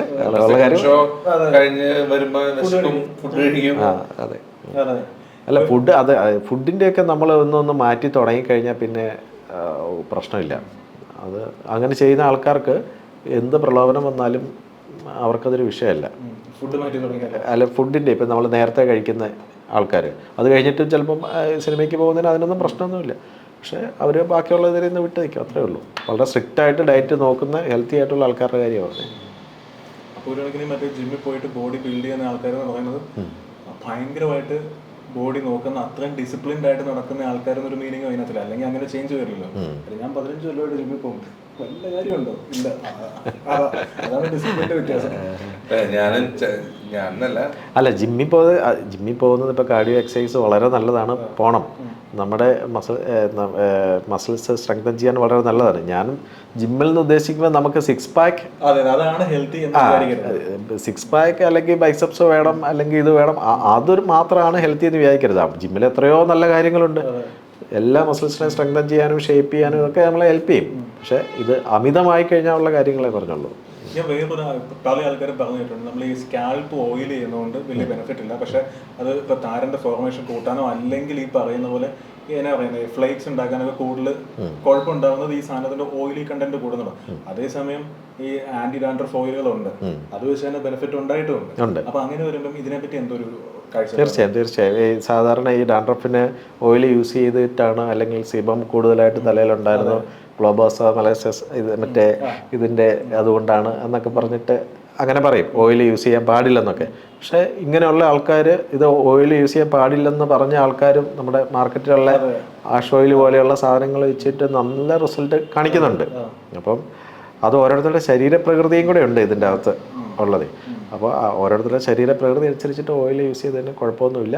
ഈവൻ ഡാൻഡ്രഫ് പ്രോബ്ലം ഉള്ള ആൾക്കാർക്കും ഓയിൽ യൂസ് ചെയ്തത് മാറുന്നുണ്ട്, നമ്മൾ കാണുന്നുണ്ട്. എനിക്ക് റിസൾട്ട് അറിയാവുന്ന കാര്യമാണ്. അപ്പം അതിനകത്ത് ശരീരപ്രകൃതിയും കൂടെ ആവാം. കാരണം അവർക്ക് ഇത്രയും ഒരു ഫ്ലക്ച്വേഷൻ ഇവർ ചെയ്താൽ കൂടുമെന്ന് പറയുന്ന ആൾക്കാർക്കും അത് ചെയ്തിട്ട് നമുക്ക് കുറഞ്ഞു കാണുന്നു. കുഴപ്പമില്ല, അത് യൂസ് ചെയ്യാവുന്നതാണ്. നമ്മൾ കാണുന്നുണ്ടല്ലോ, അതുകൊണ്ടാണ്. അതെ അതെ അതെ. അതുപോലെ നമുക്കിപ്പം വൈറ്റാലിറ്റി അല്ലെങ്കിൽ ഇമ്മ്യൂണിറ്റി അല്ലെങ്കിൽ പറഞ്ഞ പോലെ നമ്മുടെ സെക്ഷൽ ഹെൽത്തിലേക്ക് വരുമ്പോൾ ആയുർവേദത്തിന് ഭയങ്കരമായിട്ട് എന്തൊക്കെയോ ചെയ്യാൻ പറ്റുമെന്നുള്ള സാധനമുണ്ട്. അപ്പൊ അതിനെപ്പറ്റി ഒന്ന് ഡീറ്റെയിൽ ആയിട്ട് പറഞ്ഞാൽ. പൊതുവെ അങ്ങനെ ഒരു തോട്ട്സ് ഉണ്ട്, ആയുർവേദത്തിന് ഭയങ്കര ഹെൽപ്പ് ചെയ്യാൻ പറ്റും. തീർച്ചയായും ഉണ്ട്. നമുക്കിപ്പോൾ ആയുർവേദത്തിൽ അശ്വഗന്ധം എന്ന് പറഞ്ഞൊരു ഹെർബുണ്ട്, അല്ലെങ്കിൽ ശതാവരി, അല്ലെങ്കിൽ മുസ്ലി, അങ്ങനെയുള്ള കുറേ വൈറ്റാലിറ്റി ഹെൽപ്പ് ചെയ്യുന്ന കുറേ മെഡിസിൻസ് ഉണ്ട്. ഈവൻ നെല്ലിക്ക പോലും ഒക്കെ നമുക്ക് റിച്ച് ആൻറ്റി ഓക്സിഡൻസ് ആണ്. നമ്മൾ ഫ്രീ റാഡിക്കൽസിനെയൊക്കെ ന്യൂട്രലൈസ് ചെയ്യാനും ഒക്കെ നമ്മളെ ഹെൽപ്പ് ചെയ്യുന്നതാണ്. അപ്പം ഇത്തരത്തിലുള്ള മെഡിസിൻസ് യൂസേജ് ശരിക്കും വൈറ്റാലിറ്റി ഒക്കെ കൂട്ടുന്ന ഒത്തിരിയേറെ മരുന്നുകളുണ്ട്. ഞാൻ സംശയിച്ചിട്ടെ, ഇപ്പം കഴിഞ്ഞ ദിവസം എൻ്റെ ഫ്രണ്ട്, അവൻ്റെ കല്യാണം കഴിഞ്ഞിട്ട് 1 വർഷത്തോളമായി. അപ്പോൾ അവര് ബേബി പ്ലാനിങ്ങിലേക്ക് കിടക്കാൻ പോവാണ്.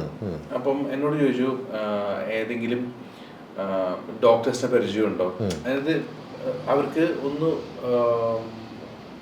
ഇതിന് മുമ്പ് കുറച്ചുകൂടി എന്തൊക്കെ കോൺസെൻട്രേറ്റ് ചെയ്യണം, എന്തൊക്കെ കാര്യങ്ങൾ മുൻകരുതൽ എടുക്കണം, അങ്ങനെ കുറച്ച് തോട്ട്സ് യൂട്യൂബിലൊക്കെ പല വീഡിയോസും കാണുന്നുണ്ട്. അത് കാരണം അതിനെപ്പറ്റി അറിയാൻ വേണ്ടിയിട്ട്. ശരിക്കും അങ്ങനെയുണ്ട്. യഥാർത്ഥത്തിൽ നമുക്ക് കപ്പിൾസിനെ ആക്ച്വലി 2 പേർക്ക് ഒരു ഡീറ്റോക്സ് ട്രീറ്റ്മെൻ്റ് ഒക്കെ കൊടുത്തു കഴിഞ്ഞാൽ നമ്മൾ നേരത്തെ പഞ്ചകർമ്മ ട്രീറ്റ്മെൻറ്റ്, പഞ്ചകർമ്മത്തിനെ പറ്റി നമ്മൾ ഡീറ്റെയിൽ പറഞ്ഞില്ല.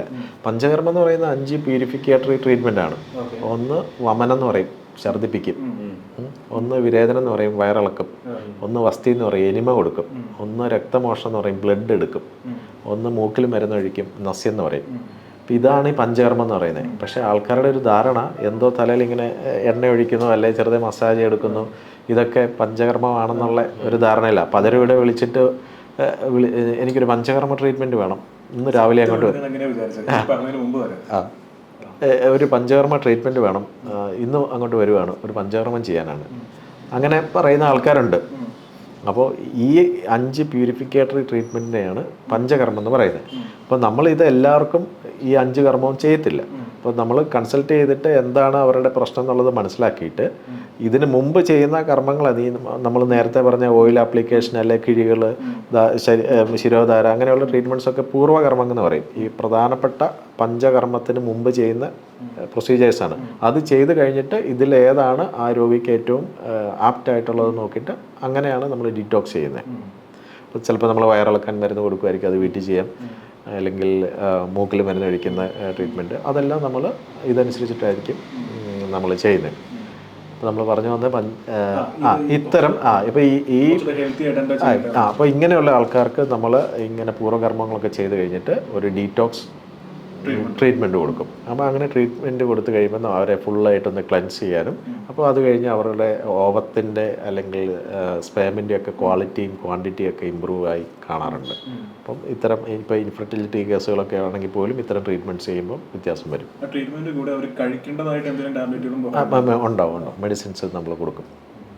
ഇത് കംപ്ലീറ്റ്ലി നാച്ചുറൽ എന്ന് പറയുന്ന പോലത്തെ ഒരു പ്രൊസീജിയറാണ്. അതെ അതെ അതെ അതെ നാച്ചുറൽ ആയിട്ടുള്ള ഇപ്പോൾ ചവണപ്രാശം അല്ലെങ്കിൽ ഒത്തിരി അശ്വഗന്ധാതിലേഹ്യം അല്ലെങ്കിൽ ഫലസർപ്പി എന്നൊക്കെ പറഞ്ഞിട്ടുള്ള കുറേ ആയുർവേദ പ്രൂവ്ഡ് ആയിട്ടുള്ള മെഡിസിൻസ് ഉണ്ട്, അത് കൊടുക്കും. ഒരു ബേബി പ്ലാനിങ് ചെയ്യുന്ന കപ്പിൾസ്, അപ്പോൾ അവർക്ക് ഒരു ഡോക്ടർ എന്ന രീതിയിൽ അങ്ങനെ പ്ലാൻ ചെയ്യുമ്പോൾ എന്തെങ്കിലും ലൈഫ് സ്റ്റൈൽ വ്യത്യാസങ്ങൾ വരുത്തിയിട്ട് അതിലേക്ക് കിടന്നാൽ മതി എന്ന് പറയാൻ ഉണ്ടോ?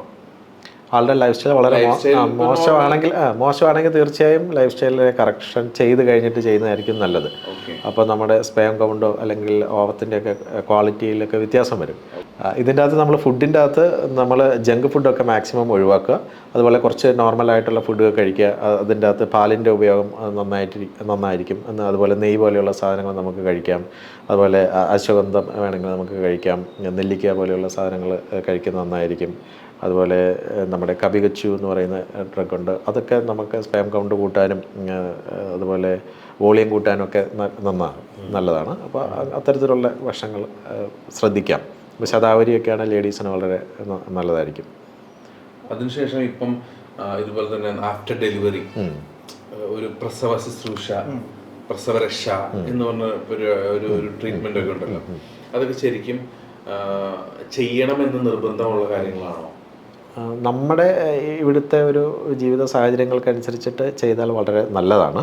കാരണം അപ്പോഴാണ് ഈ അമ്മയ്ക്ക് കുറച്ച് റെസ്റ്റ് കിട്ടുന്ന ഒരു പീരീഡ്. അപ്പോൾ അമ്മ കുട്ടിയുമായിട്ട് കൂടുതലായിട്ട് ഇൻവോൾവ് ചെയ്യുന്ന സമയവും വേറെ ഫുൾ ടൈം കുട്ടിയെ നോക്കിക്കൊണ്ടിരിക്കുന്ന സമയമായിരിക്കും. അപ്പോൾ അവർക്ക് കൂടുതലായിട്ട് മസ്കുലർ പെയിൻസും കാര്യങ്ങളൊക്കെ ഉണ്ടാകാനുള്ള സാധ്യത വളരെ കൂടുതലാണ് ഈ പ്രഗ്നൻസി കഴിയുമ്പം. അതുപോലെ തന്നെ യൂട്രസ് അതിൻ്റെ നോർമൽ ഒരു അവസ്ഥയിലേക്ക് വരാനും ഇത്തരം കാര്യങ്ങൾക്കൊക്കെ ഈ പോസ്റ്റ് നാറ്റൽ കെയർ വളരെയധികം ഹെൽപ്പ് ചെയ്യും. അവരുടെ സ്ട്രെസ്സ് കുറയ്ക്കാനൊക്കെ ഇത് നന്നായി നമ്മൾ ചെയ്യുന്നത് നന്നായിരിക്കും. നമുക്ക് ഫൈനലായിട്ടൊരു കാര്യം ഞാൻ ചോദിക്കാം ഡോക്ടറെ. ഇപ്പം നമ്മൾ ഈ പോഡ്കാസ്റ്റ് ഷൂട്ട് ചെയ്യുന്ന ഒരു കർക്കിടക മാസത്തിലേക്ക് വരുവാണ്. എങ്ങനെയാണ് നമ്മുടെ എന്ത് കരുതലാണ് നമ്മൾ എടുക്കേണ്ടത്, അല്ലെങ്കിൽ എന്ത് ഒരു ലൈഫ് സ്റ്റൈലിലാണ് നമ്മൾ ഫോക്കസ് ചെയ്യേണ്ടത് എന്നൊന്ന് നമ്മുടെ പ്രേക്ഷകർക്ക് പറഞ്ഞു കൊടുക്കുക. ശരിക്കും നമ്മൾ ശ്രമിക്കേണ്ടതെന്ന് പറഞ്ഞാൽ നമ്മൾ നേരത്തെ പറഞ്ഞ ദിനചര്യ ഒന്ന് പ്രോപ്പറാകുക. അതായത് വളരെ നേരത്തെ എഴുന്നേൽക്കാൻ പറ്റുന്ന ആൾക്കാർ നേരത്തെ എഴുന്നേൽക്കുക, നമ്മുടെ ഡെയിലി റുട്ടീൻസ് എല്ലാം കറക്റ്റായിട്ട് ചെയ്യുക. അതുപോലെ ഫുഡിൻ്റെ കാര്യത്തിൽ നമ്മൾ വളരെ ലൈറ്റായിട്ടുള്ള ഫുഡ് മാക്സിമം സെലക്ട് ചെയ്യുക. ജങ്ക് ഫുഡ്സൊക്കെ കഴിക്കുന്നുണ്ടെങ്കിൽ അതിനൊക്കെ കുറയ്ക്കുക. അപ്പോൾ ആ ഡൈജസ്റ്റീവ് ഫയർ അനുസരിച്ചിട്ട് ഫുഡ് കഴിക്കാൻ ശ്രമിക്കുക. അതാണ് ഇതിൻ്റെ ഒരു മെയിനായിട്ടുള്ള കാര്യം. പിന്നെ ഹെവി ആയിട്ട് എക്സസൈസ് ചെയ്യുന്ന ആൾക്കാരുണ്ടെങ്കിൽ ആ സമയത്ത്, പ്രത്യേകിച്ച് ഈ കർക്കിടക സമയത്തൊക്കെ അത്ര ഹെവി എക്സസൈസുകൾ കുറയ്ക്കുന്നത് നന്നായിരിക്കും. നമ്മൾ വാദം കൂടുക എന്ന് പറയും. അതൊക്കെ ഒന്ന് ശ്രദ്ധിച്ച് ഇടയ്ക്ക് എണ്ണ തേച്ചുള്ള കുളി ചെയ്ത് കഴിഞ്ഞാൽ വളരെ നന്നായിരിക്കും. അസിഡിറ്റി ഗ്യാസ് ട്രബിളൊക്കെ ഉള്ള ആൾക്കാരാണെങ്കിൽ അതിനെ ആ സമയത്തൊന്ന് അഡ്രസ്സ് ചെയ്ത് കുറച്ച് മെഡിസിൻസ് എന്തെങ്കിലും കഴിച്ചു കഴിഞ്ഞാൽ അതിനെയൊക്കെ ഒന്ന് നോർമലൈസ് ചെയ്ത് കഴിഞ്ഞാൽ കുഴപ്പമില്ല. മിക്കവാറും ഫുഡ് പോയ്സൺ വരുന്നത് വയറിൻ്റെ കുഴപ്പമാണോ റെസ്റ്റോറൻറ്റിൻ്റെ കുഴപ്പമായിരിക്കുമോ? വയറും അതിൻ്റെ ഒരു ഫാക്ടറാണ്. ഇപ്പം എന്തായിരിക്കും ചെയ്യാൻ പറ്റുക? ഫുഡ് പോയ്സൺ ഇപ്പം എല്ലാവർക്കും കിട്ടണമെന്നില്ല. അത് ഞാൻ ചോദിക്കാൻ കാരണം ഞാൻ പറയാം. ഞങ്ങൾ രണ്ടുപേരും ഒരു ഹോട്ടലിൽ നിന്ന് ഭക്ഷണം കഴിച്ചു, സെയിം ഫുഡ്, എനിക്കൊരു കുഴപ്പമില്ല, പക്ഷേ ഇവന് ഫുഡ് പോയ്സൺ അടിക്കും. അതെ അതെ അതെ, അത് വളരെ സെൻസിറ്റീവാണ്. പക്ഷെ പണ്ടെങ്ങനെ എല്ലാവരും ഒരു ടിപ്പാന്ന് വേറെ എന്തും കഴിക്കാറുണ്ട്, ഇപ്പം അത് പറ്റുന്നില്ല. പ്രായം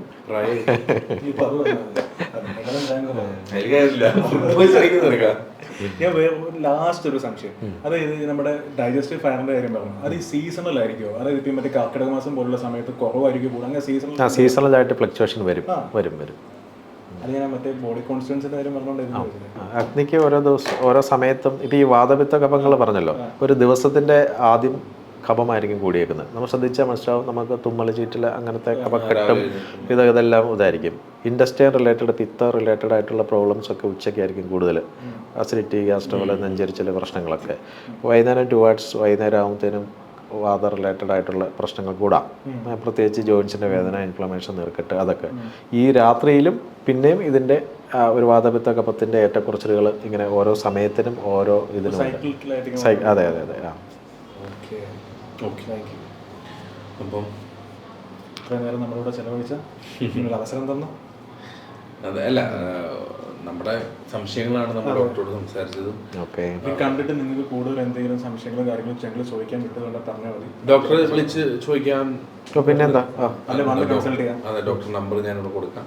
അല്ലെങ്കിൽ ഇത് കൺസൾട്ട് ചെയ്യാൻ ഡോക്ടറെ നമ്മുടെ എടപ്പള്ളി മരോട്ടിച്ചോടാണ് ആയുർവേദിക് ട്രീറ്റ്മെന്റ് സെന്റർ എന്ന് ഗൂഗിൾ ചെയ്ത് കഴിഞ്ഞാൽ നമുക്ക് ലൊക്കേഷൻ കിട്ടും. അപ്പം എപ്പോൾ വേണേലും അല്ലേ വിളിക്കാം. ഓൺലൈൻ വേണമെങ്കിൽ ഓൺലൈൻ കൺസൾട്ടേഷൻ ഉണ്ട്. അപ്പോൾ thank you. Okay, thank you.